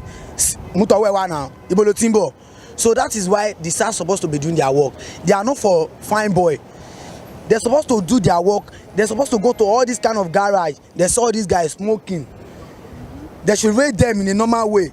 And once they rate them, they should just make their judgment for courts. All these court boys, they are killing each other anyhow. They are not for Yahoo boy. They should leave them on their own. They should make their own work. Because this Nigeria is somehow, we can't even say bad, somehow. But we pray that the Nigeria will be good. Maybe anything, let me just say, after God say yes. Nigeria is corrupt already, so nothing good will even come again in this country unless they divide this country. You understand what I mean? So this police of a thing, corruption is everywhere, even in the government, even the executive side of it. Corruption is everywhere, and so nothing will stop corruption in this country. You understand? Even the police, I don't know, they can't stop corruption. So I suggest they divide this country, everybody find his own way. I'm a Biafran, a qualified Biafran, I'm not a Nigerian. I prefer they give us Biafran and we find our way. And all these killings will stop. You understand what I mean? That's my own suggestion.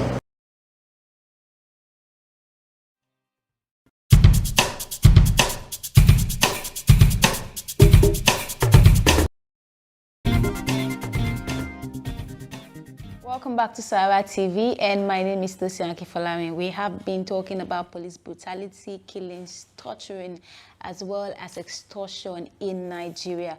We're looking at way out and possible solutions to this trend and impunity in our society. And we've had a lot of people to share opinions and possible solutions. But then we'll be talking to another important person of Comrade Ilori Adeola. You're welcome to the... Comrade Ilori Adeola is the President Advocacy for Nigerian Police Better Welfare, and he is also the coordinator for Lagos Police Commission and Human Rights Force. Such a long and fantastic portfolio, sir. Imagine. You're welcome to the show. Talking about the police force, I'm sure you heard about the reports over the weekend where one Mr. Kolade was shot dead. What is your reaction to this? Well, it's quite unfortunate, And if I may go back to the memory lane, how we come about Lagos State Police Commissioner and Human Rights Forum. After the transfer of Commissioner of Police, retired now, Owosheni, okay. During his tenure in Lagos State, the image was so battered. The image of police, different kind of, I think this incident now is becoming like one occurrence in a very long time. Sorry, it is still an unfortunate incident. But during that period that we are talking about, I personally have this case relating to police brutality and trigger happy. In the case of the Chi company in Ajao, where two young boys almost lost their life. One dead, the other one was shot in the leg as a casual workers in that company. Police was invited, quote and unquote, to quell the internal wrangling, and the next thing you find out that was police shot two of them. One died instantly.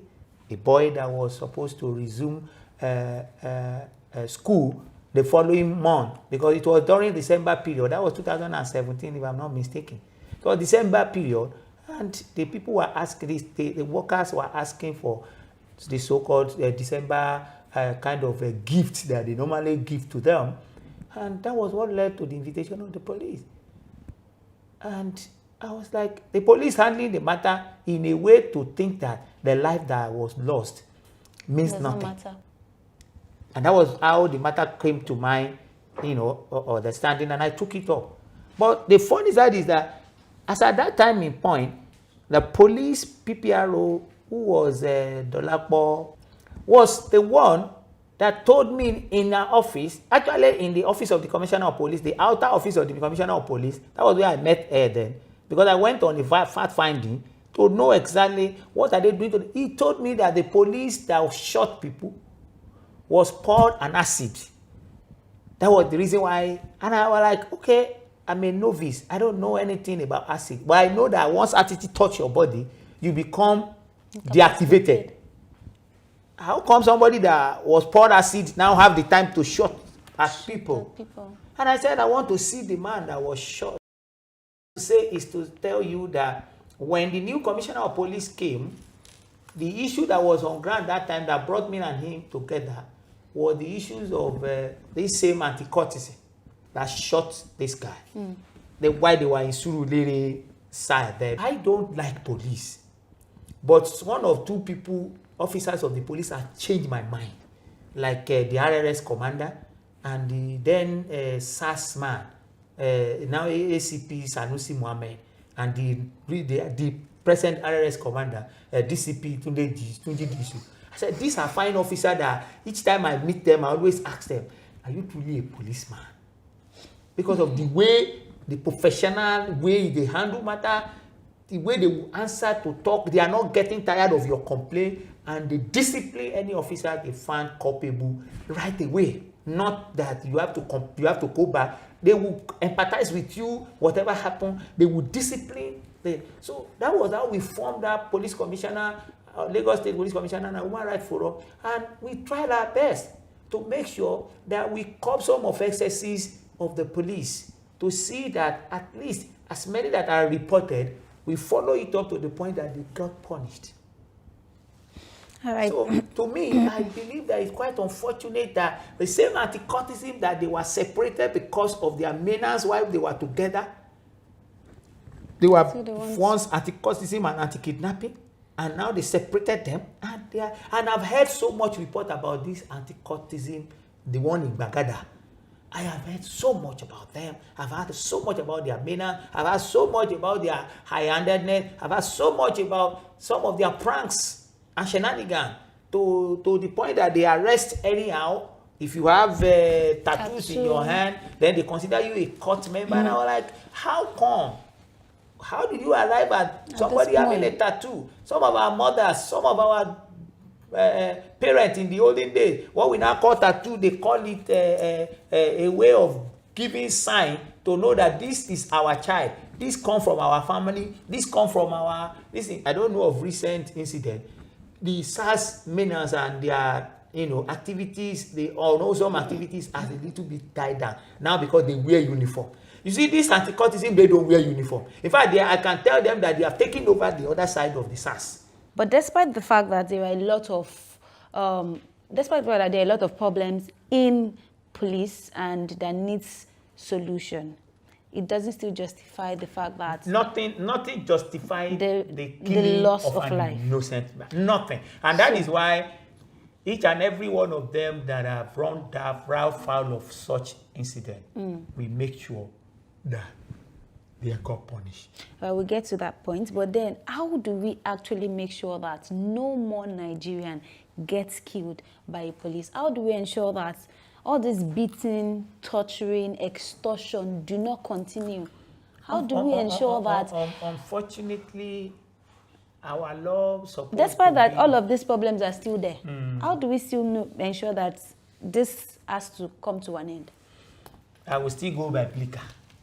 There is a place in the book of Ecclesiastes. He said, when you see an officer collecting bribe, he said it is because an higher officer is giving them go ahead. And that higher officer also is getting go ahead from the with any RRS boys on the streets. You will see that the way they will deal with you will be different from the way the regular police will deal. I'm not saying they too are not sometimes fallible. I've had cause to go and identify RRS member that committed error. They are still human beings. Do you understand? Even angels in the Bible, they commit error. That's why you find out that the angel come down to come and have fun with the children of Anna. And that's how we have giant today. Do you understand? But I'm trying to let you know that the head, if the head is known not to condone nonsense, not to condone any activity that is inimical to the good of the society, I want you to know that such area will have some levels of sanity. Okay. That is the area I want. Every DPO is a replica of the behavior of what is men display outside. I am not talking about if one or two does that, but I'm talking about if it's becoming a recurrent decimal. If there is a station, a new commissioner has been introduced to Ogun State, and we have also the PPRO Ogun State, even in Lagos State Police Commissioner Forum, Human Rights Forum. You know why? Lagos and Ogun, we have boundary. If you go to Ojodu now, you will not know that Ojodu Abiodun is Ogun State, but is within Lagos. Do you understand? Yeah. So that's why we allow him that, okay, for our people that if in Lagos that lives within that ability, we'll be able to. One of our colleagues was mentioning certain police stations in Alagbado that they are entrenched and they are known for their bad attitudes and the way they treat people when it relates to human rights. You understand? And when you look at that, they even mention the DPO. And that shows you that when you have a DPO that is already compromised, it is obvious that his men outside will have boldness to do anything untoward. We talk about those that are bad, and we talk about those that have distinguished themselves. These are people that have distinguished themselves, and when you look at the people that works under them, you would feel the same thing. Take a visit to RRS place and have a case there. You will see the way their officers will treat you, even from the... You won't see them doing like, hey, my friend, where are you going? Where are you going? Before you know it, they are cocking up. I've seen that in police station. I've seen that in police departments. Hey, my friend, where are you going? Who tells you that you just come in and be going? This shows the kind of instruction that might have been given. If the head has told them, please be courteous when people comes in here, regardless of how harsh you do to a suspect, that does not make him innocent, and that does not make him guilty. When the former commissioner of police was here, any police officer or any police divisions that I have issues that people reported, and I called the DPO and I introduced myself, they already know that I'm not talking because I am an ordinary citizen. They knew very well that their oga would not want to hear the second side once the matter gets to him. So immediately they will professionally handle. And it is, you know, concurrent like that. That punishment is concurrent, and there's no favoritism. There is no way of saying he was doing his job to cover it all. Even in the place of doing your job, you must show human factor. Is there any law against dancer in this country? Where is it written that every individual in Nigeria that is going must have an ID card? Or an unemployed graduate is a sin? And I want them that look at this boy. This will not be more than 16, 17. Well dressed. And I said, why are you harassing them? First of all, return the phone. You don't need to harass. The law does not allow you, except the court says, or it relates to a case that you are investigating, to collect somebody's else properties in the name of that you arrest the person. He is still a free citizen. Section 36 of Section 1 of the Constitution says a man remains innocent until otherwise proven by the court. And that is why the word of fair hearing comes in.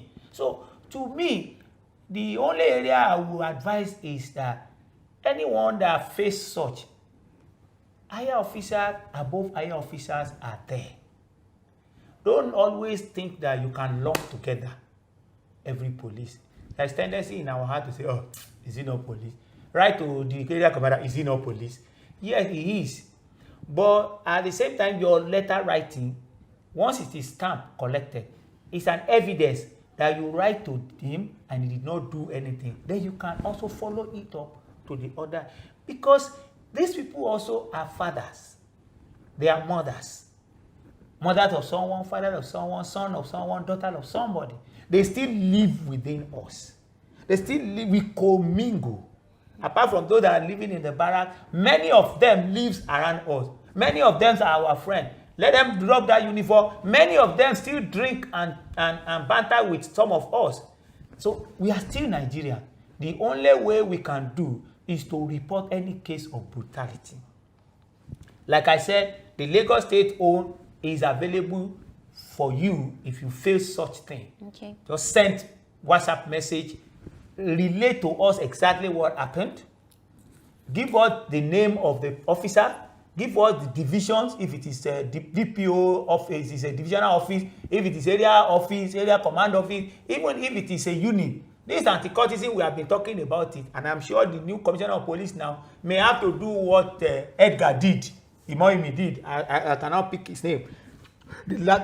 On the anti-cultism. Maybe he has to disband them again and wait for reconstitution of that place, so that we will not continue to witness this unfortunate incident. How can you imagine somebody that just left in the house? Me, myself, despite the fact by his grace, I have this thing at home. Sometimes there are matches I like watching around among people. Yes.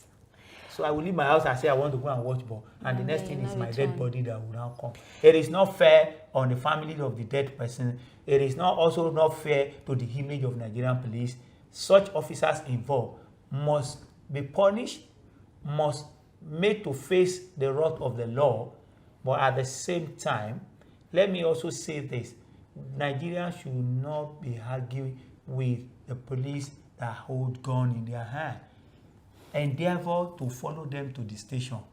call your lawyer, call your relative, let them know where you are, and I can assure you things will be done. Like I said, if there's anything you observe, we still have a human rights this thing, and I'm sure if we have been doing it in the last 2 years and it's been successful, this is not going to be any different. All right, sir. You mentioned the WhatsApp number. Can Yeah, you just please share WhatsApp with the me. people? Yes, 08062. You mean your direct WhatsApp? Yes. Oh, okay. 00 080 okay. 62 34 72 52. Yes, because that is the WhatsApp number that I used to open it before I had all the officers. I had the human rights activists and the PPRO had those that are of the police formation. And I can tell you that once that is done, it is the message. I didn't say they should call me. Yes, this is Nigerian problem. They start calling and say they want to find out whether the number is. You don't need that. If you check the WhatsApp and it shows to you, that's it. But if you don't have WhatsApp, send a text. Let the text be comprehensive as to what happens to you, your experience. If it is Lagos State, we will pass it there, and the police command will take it up, and they will do the needful because we will follow it up. We will continue to ask, what have you done this? What have we? Thank you so much, Comrade Ilori Adela, for coming in. It's been an enlightening segment.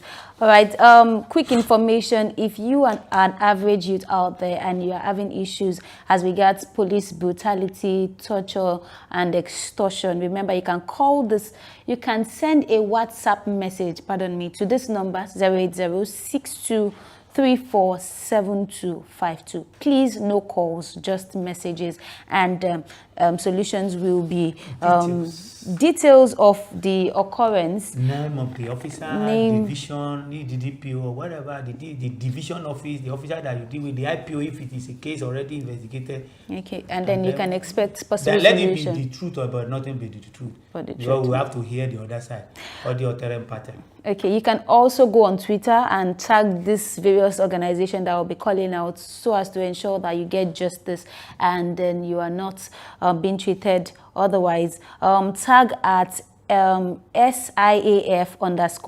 You can also tag at SegaLink. Tag at OK Nwaguma.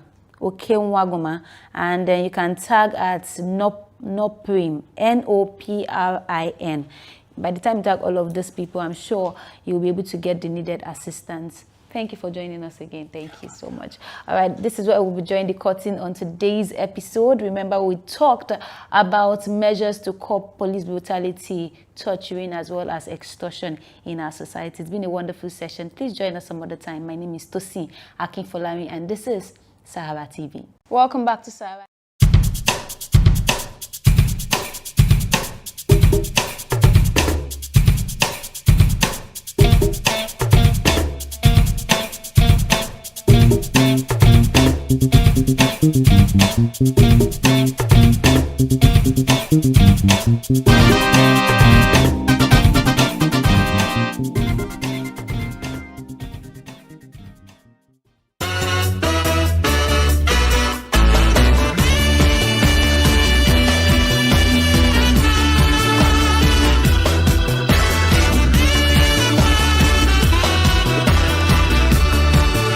Evening, ladies and gentlemen, my name is Outrage. I'm all the way from Lagos to New York City, and I'm here to introduce my brother, Dr. Njakiri Damager. Welcome to the show. My name is Dr. Damager. We're coming to you from the greatest train. Wow, that's bad. Now, being that this is New York City, nobody in the train tried to stop the man. Nobody cared. You know, who cares? they did the next most important thing in What that is it? situation. What is it? They brought out their phones and captured the incident. They did the best thing. Take a look. I'm ready.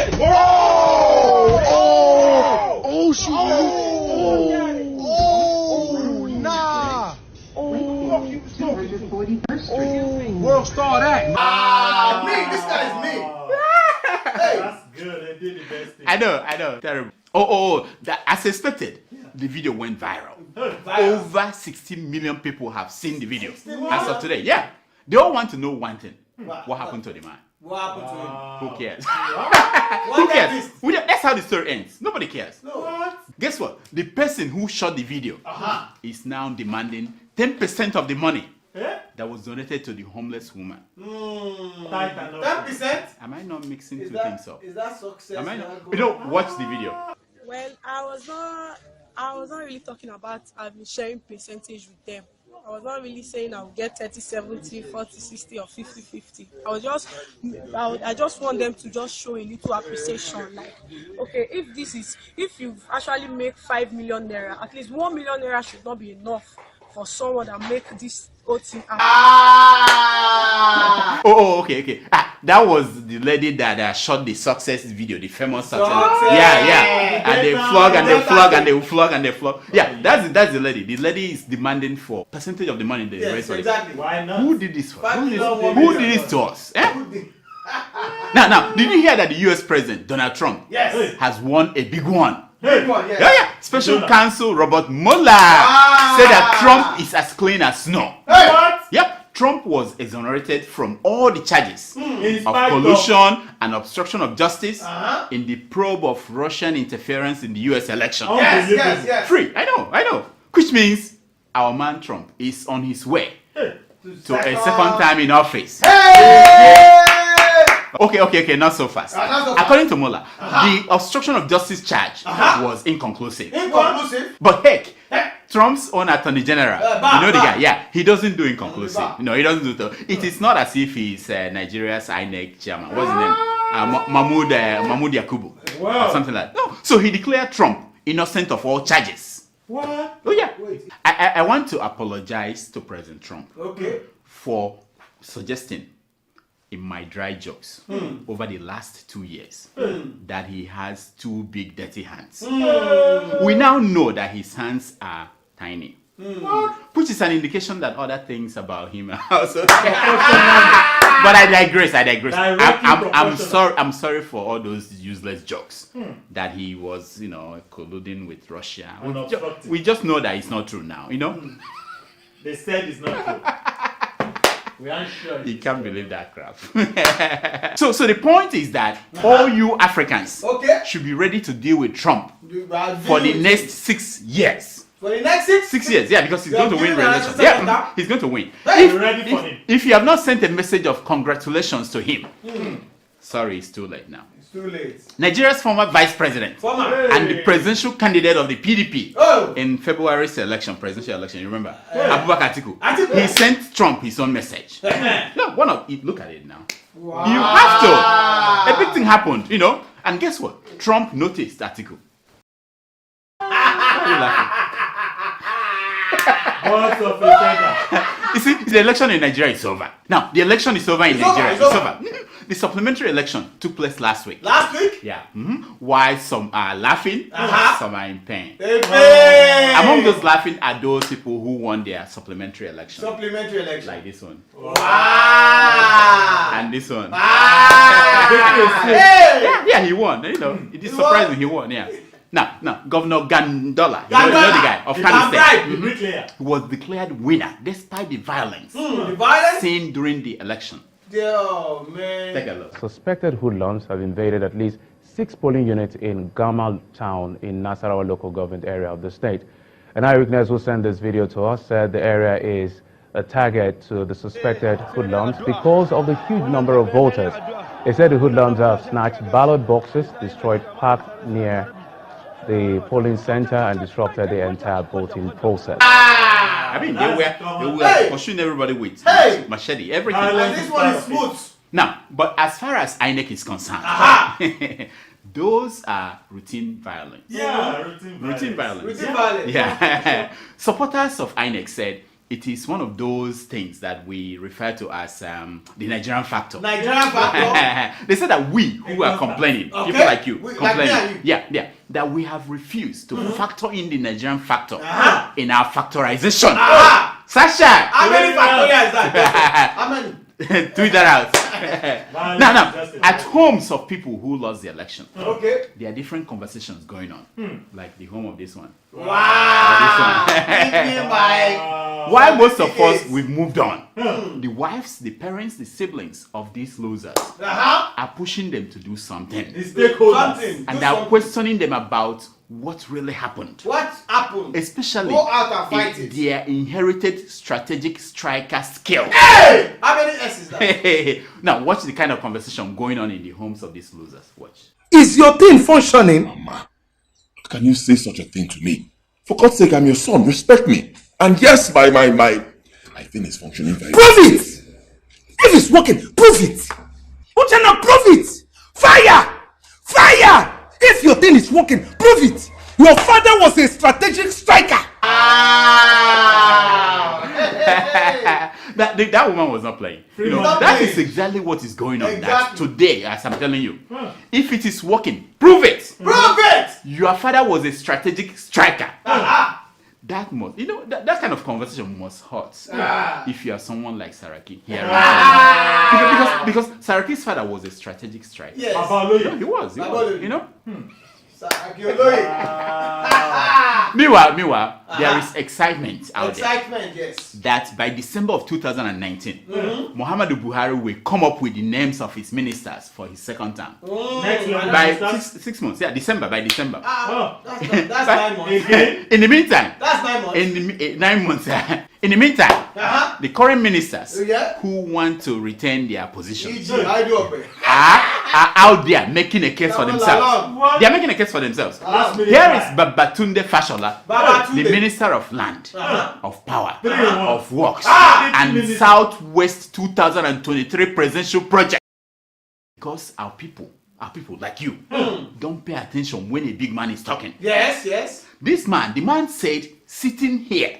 Sasha, can you play that thing again? Let them hear that.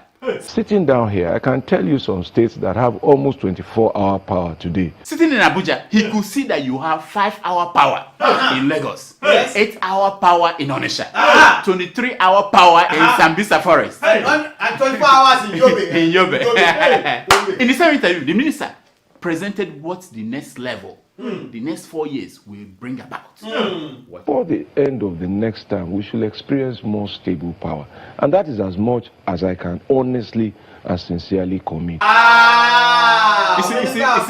You see, our elders said that when you look at a king's mouth or a minister's mouth, you might be fooled to think that he did not use that mouth to suck his mother's breast. Here is the same Fashola just 4 years ago, talking about what it will take to fix the power situation in Nigeria. Power generation is not rocket science. It's just generator. So just remember and imagine that your I better pass my neighbor in 1 million times its capacity, but in one place. So if you can make that size of 1 kilowatt, you can make a power turbine of 1,000 megawatts. That's that simple.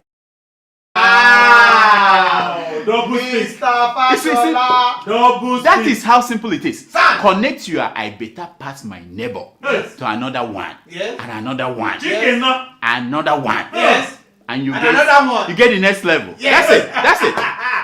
Now, not to be left out. Here is Rotimi Amechi, the Minister of Transportation and Aviation, and taking out Nick Wike from governorship. Talking about the kind of people in APC. You must be God-fearing to be in APC. So are you saying there are no bad eggs within the APC? When you're God-fearing, will you be a bad egg? All members of the APC are God-fearing in River State. Of course I say that.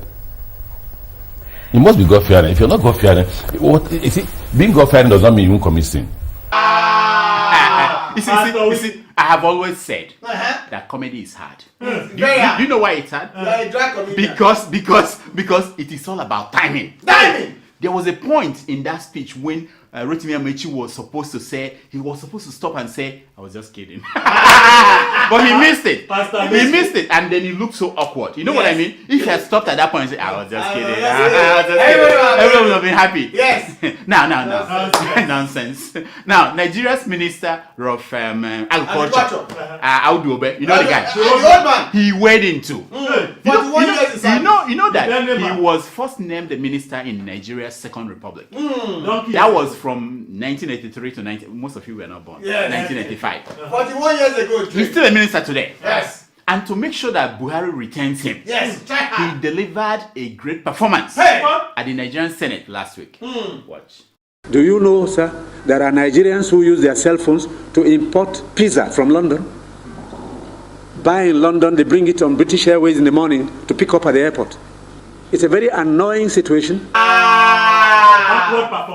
that annoying? Damn those British Airways delivering pizza to Biafran leader Nnamdi Kanu's bail. Wait. They have issued a bench warrant for his arrest. Yes. Oh my God. Thank you, man. Thank you. What is our savior going to do now? How is he going to attend the New Yam Festival happening in Aba? This is not good. This is serious issue. The whole political arrangement has changed. My fear now is that police in Israel, they will stop kneeling down and begging him to pray for them. Yes. And instead they will arrest him and extradite him to Nigeria. You see, elections have consequences. This wouldn't have happened if Atiku had won the election. Of course. Do you know why Atiku did not win? Yes. Because the Biafrans did not vote. Do you know why the Biafrans did not vote? Yeah. Why? Because Nnamdi Kanu told them that there won't be election in Biafra land. Yes. You see the consequences. Now, for those Biafrans who live outside Biafra land, Nnamdi told them that voting in an election in Nigeria will be feeding the animals in the zoo. Hey! Now, by the time Nnamdi Kanu changed his mind and told the Biafrans it's okay to vote, it was too late. Last minute. They did not register and they did not have PVC. Yes. Last minute misdirection. By the way, on the eve of the election, when Nnamdi Kanu said it was okay to vote, he told the Biafrans that they have met his conditions. Did you hear that? Yes. Do you know who are they? Political conditions. Do you know what the conditions are? What are the conditions? I don't know. I have no idea. We don't know.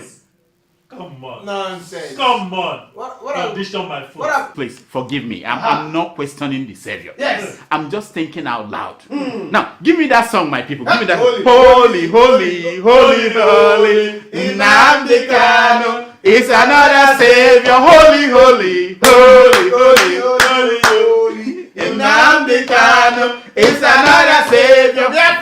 Come on, man. Huh? This is something we call Africa in brief. Yes, Africa in Is it brief. in brief? In brief, like this. Like this or like No. Good news for a change. A Kenyan science teacher, Peter Tabichi, has won $1 million in the 2019 Global Teacher Prize for giving away most of his salaries.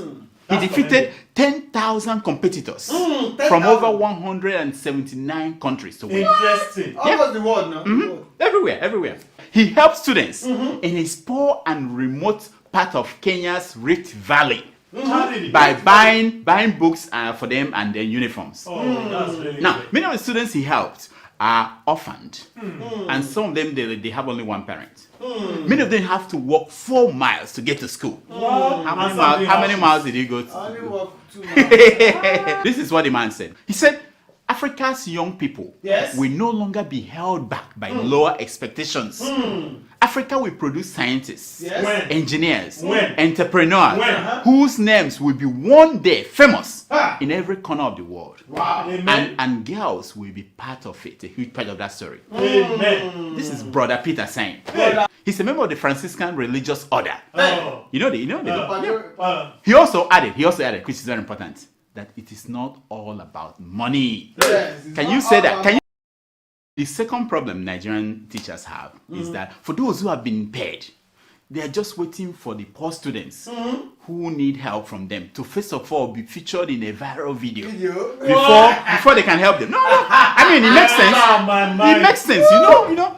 Why would you want to help others when you won't get the credit for that? Exactly. Who does something like that? Compensation. Who does something like that? Compensation. No selfless act. Nonsense.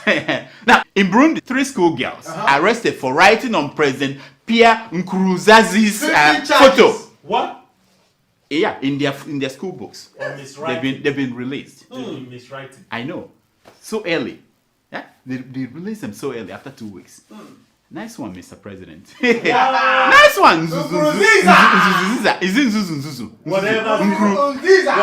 Nzuzuziza. The girls were charged with insulting the head of state by drawing on his picture in their notebook. On their own notebook? Their own book, oh, yeah. Come on. That is a real charge in the law book, so. In their country? It's in the book, yeah. You can find it in law books in countries like Burundi, Russia, Rwanda, Turkey, and very soon in America, if Trump has Nigeria? I never No, it's only if you name your dog the president, the president's name, they will arrest you. Why not? But you can write on his face and Now, the girls face up to 20 years in prison. 20 years? If convicted, yeah. They are free on bond so that they can go and take exams. For now, that's all. Now, I have an idea for students in Burundi. If you know them, just tell them I'm talking to them. To avoid the same kind of temptation that those girls fell for, they should just tear the pages of their books that have the picture of the president. Come on. Chicken, you solve the problem. You won't be tempted to write. You can chew it, but you won't be tempted to write on it. That's all. Anyway, this is something we call just the facts. We just give you the facts. You think about it, you know. That's all we do. 25.6 million Nigerians applied for jobs at the NNPC. What? 25.6 million naira. That's the whole of Nigerian workers now. The recruitment exercise closed on Tuesday and 25.6 million applied. According to the National Bureau of Statistics, Nigeria's unemployment stands at 23.1%. Now, hopefully, with this NNPC application figure of 25.6 million, you can put the 23.1% unemployment rate in perspective. We just give it to you. Think about it. Think about it. Do the math. 25.6 million. Do your own facts. Are you not shocked? For how many positions? Nonsense. Overwhelming. Anyway. This is something we call secrets of pictures. It's based on the premise that a picture is worth more than 1,000. Now, the picture you're looking at is a picture of a building in Lagos that has 8 churches. 8 churches. One building, 8 churches. The holy building. No. It's franchise. The only franchise. One building, 8 churches. How many gods? Now, this is when you ask yourself, who did this to us? How many gods? You know what that means? When rapture happens, yes, those who are within the vicinity of this building have the greatest chance of making heaven. Because you can find somebody. When you send money home, I've got the damage control. Use Wave for no fee transfers. Remember the promo code DOCTOR for $5. British Airways flight to Germany lands in Scotland. Now, if this were to be in Africa, one pastor will have claimed that he deflected the plane to another country to avoid it from crashing. One would have foreseen it. Yeah, they would have done that. Now, in the case of this pilot, he came out clean. He said that he was watching WhatsApp videos. And you know it's automatic. The plane now flies on its own. And he didn't know when it landed in an autopilot. Come on, man. No, I mean, it's clean. I mean, we respect him for saying the truth. Can you imagine that? Come on. Oh, this is good. Ex-Gambian president. You know him? President Yahya Jammeh. He stole $1 billion, according to one report. He's now in exile in Equatorial Guinea, where he is a simple peanut farmer. Now, this is my question. Why is it that when they steal this amount of money, they always end up being a farmer? You know, what is, you know, we have Obasanjo, we have name them. There's something with farming. Yeah, there's something with farming. Why they steal this money? Atiku has a farm, or Buhari has a farm. Jonathan has a farm. Even Jonathan, instead of him to fish, he's having a farm. They buried the loot there. That's what I'm thinking. The money is buried in the farm. They just, you know, you like to see where your thing is. If your money is there, you just like to go there and visit. They'll be looking at the corn, and the corn is dying. They're thinking that what's my business? The money is there. Anyway, oh, this is good. FEC, the Federal Executive Council, they approved $1.4 billion for the design of a building for the PR. You know the guy is yeah. 12, yeah, exactly. 12-story building. Now you look surprised. Don't worry. Design. The actual cost of the building is 35 billion. 35. Just 35 billion. Hey. Now to put it in context, Nigeria's 43 federal universities, on average, they get 7.2 billion each year. 7.2. 7.2. And ASU went on strike for 6 months because the federal government couldn't find 220 billion to give Nigerian universities. Come on. So our priorities are in the right places. Lopsided. Lopsided priorities. Now, this is good. Ifeanyi, you know him. Capital Oil. Yes. He dumped YPP. The party that he used to win the election, and now joined APC. Hey. Smart guy. Has it been official? Smart guy. He has not been sworn in. Before this, he moved. I said smart guy.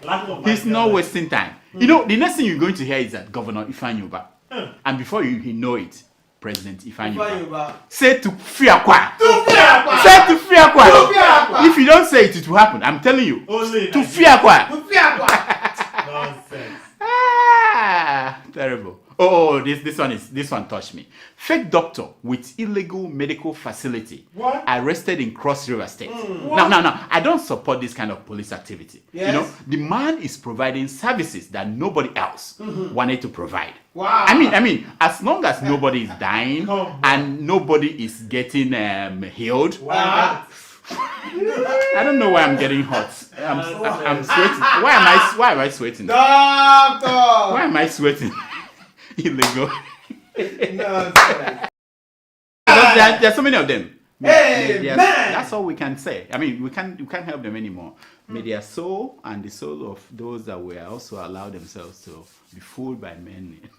Hey, man! Can you believe that? Nonsense. I mean, that's we have to get rid of stupid people. Stupid people. I think. And stupid believers. Yeah. I think we should. You know, what can we do? We've been talking every week. Fear these men of God. No, nobody cares. Never do. Thou shalt not turn the anointed. Nobody cares.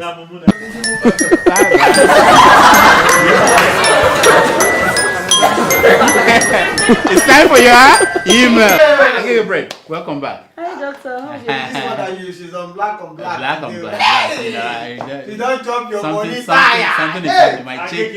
My check is showing. You know. Showing, yeah. Doctor, how have you been? Good. You know, we're happy today. We don't have any. There's no bad news. No bad news. We avoided them. We avoided them. They were there.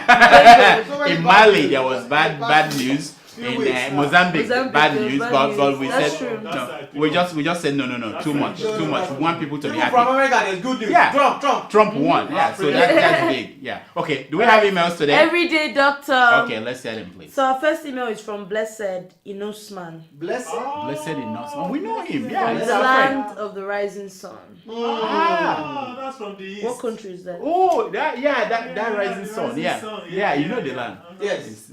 Half of the sun. What does he want? And he writes, yes. Hello, Doctor of the Century. You are the best. I love the way you ridicule and educate us, not only about the corrupt politicians in Nigeria or African politicians who know nothing about politics, but think that the seat of the president is their rights and entitlements. Wow. You point out anyone's ideas, wise or laughable actions, and bring them on this platform for the wise to laugh, learn, and also air their views. This guy is smart. Very brilliant guy. Yeah. For the wise to laugh. Keep it up, doctor. Wow. We need more wise, educated, outspoken people like you. Wow. We are proud of you. My head is growing. The head is swelling. Swelling. Let's hold it. We are proud of you. My regards to the noisemaker and his crew. He has an assistant now. He hired somebody. They all make the show more fun. We think so. This is Blessed Inosman from the land of the rising sun, Biafra. Wow. You are Onunekurowa, one of the world. Hey! That's deep. Blessed, thank you so much for your email. You really captured the essence of what we do. You know what I mean? He captured it. Some people don't get it. Yes. And you know what? While we enjoy hearing from people who are saying good things about us, Yes. we also want to hear people who do not agree with us. Yes, you know what I mean? Yeah. So we learn from them too. So Yeah. I think, Bread, when you select this email, sometimes find those that are No problem. We want to hear from them. We You know, love our we can, exactly. We So we can see what have they're thinking. conversation. Yeah. You know what I mean? All right, next. Okay, so our second email is from Uban from Delaware. Oh, He's at our backyard. This is our backyard, yeah. And he Come and writes, visit us. Yeah, he should come and visit us. Dear Dr. Damages, Yes. this is Uban from Delaware. Uban. I have been a good fan of your show for over 3 years now. Thank you. Hopefully my email will be read. It's happening. I so much appreciate how you diagnose our African countries, Mhm. most especially the giants of Africa. Interesting. Thank you, guys. And the invisible Sasha. Sasha! Have a blessed week ahead. Thank you, So Urban Man. nice, Thank so you, thank you, my man. We appreciate you. We are because You are. And you are because We are. It's been a long time. That's Next. That's all we have. That's Doctor. all. Yes. That's sir. all the time we have for emails. Please keep sending your emails to Dr. Damages at gmail.com. and follow us on Twitter at Dr. Damages. and on Instagram at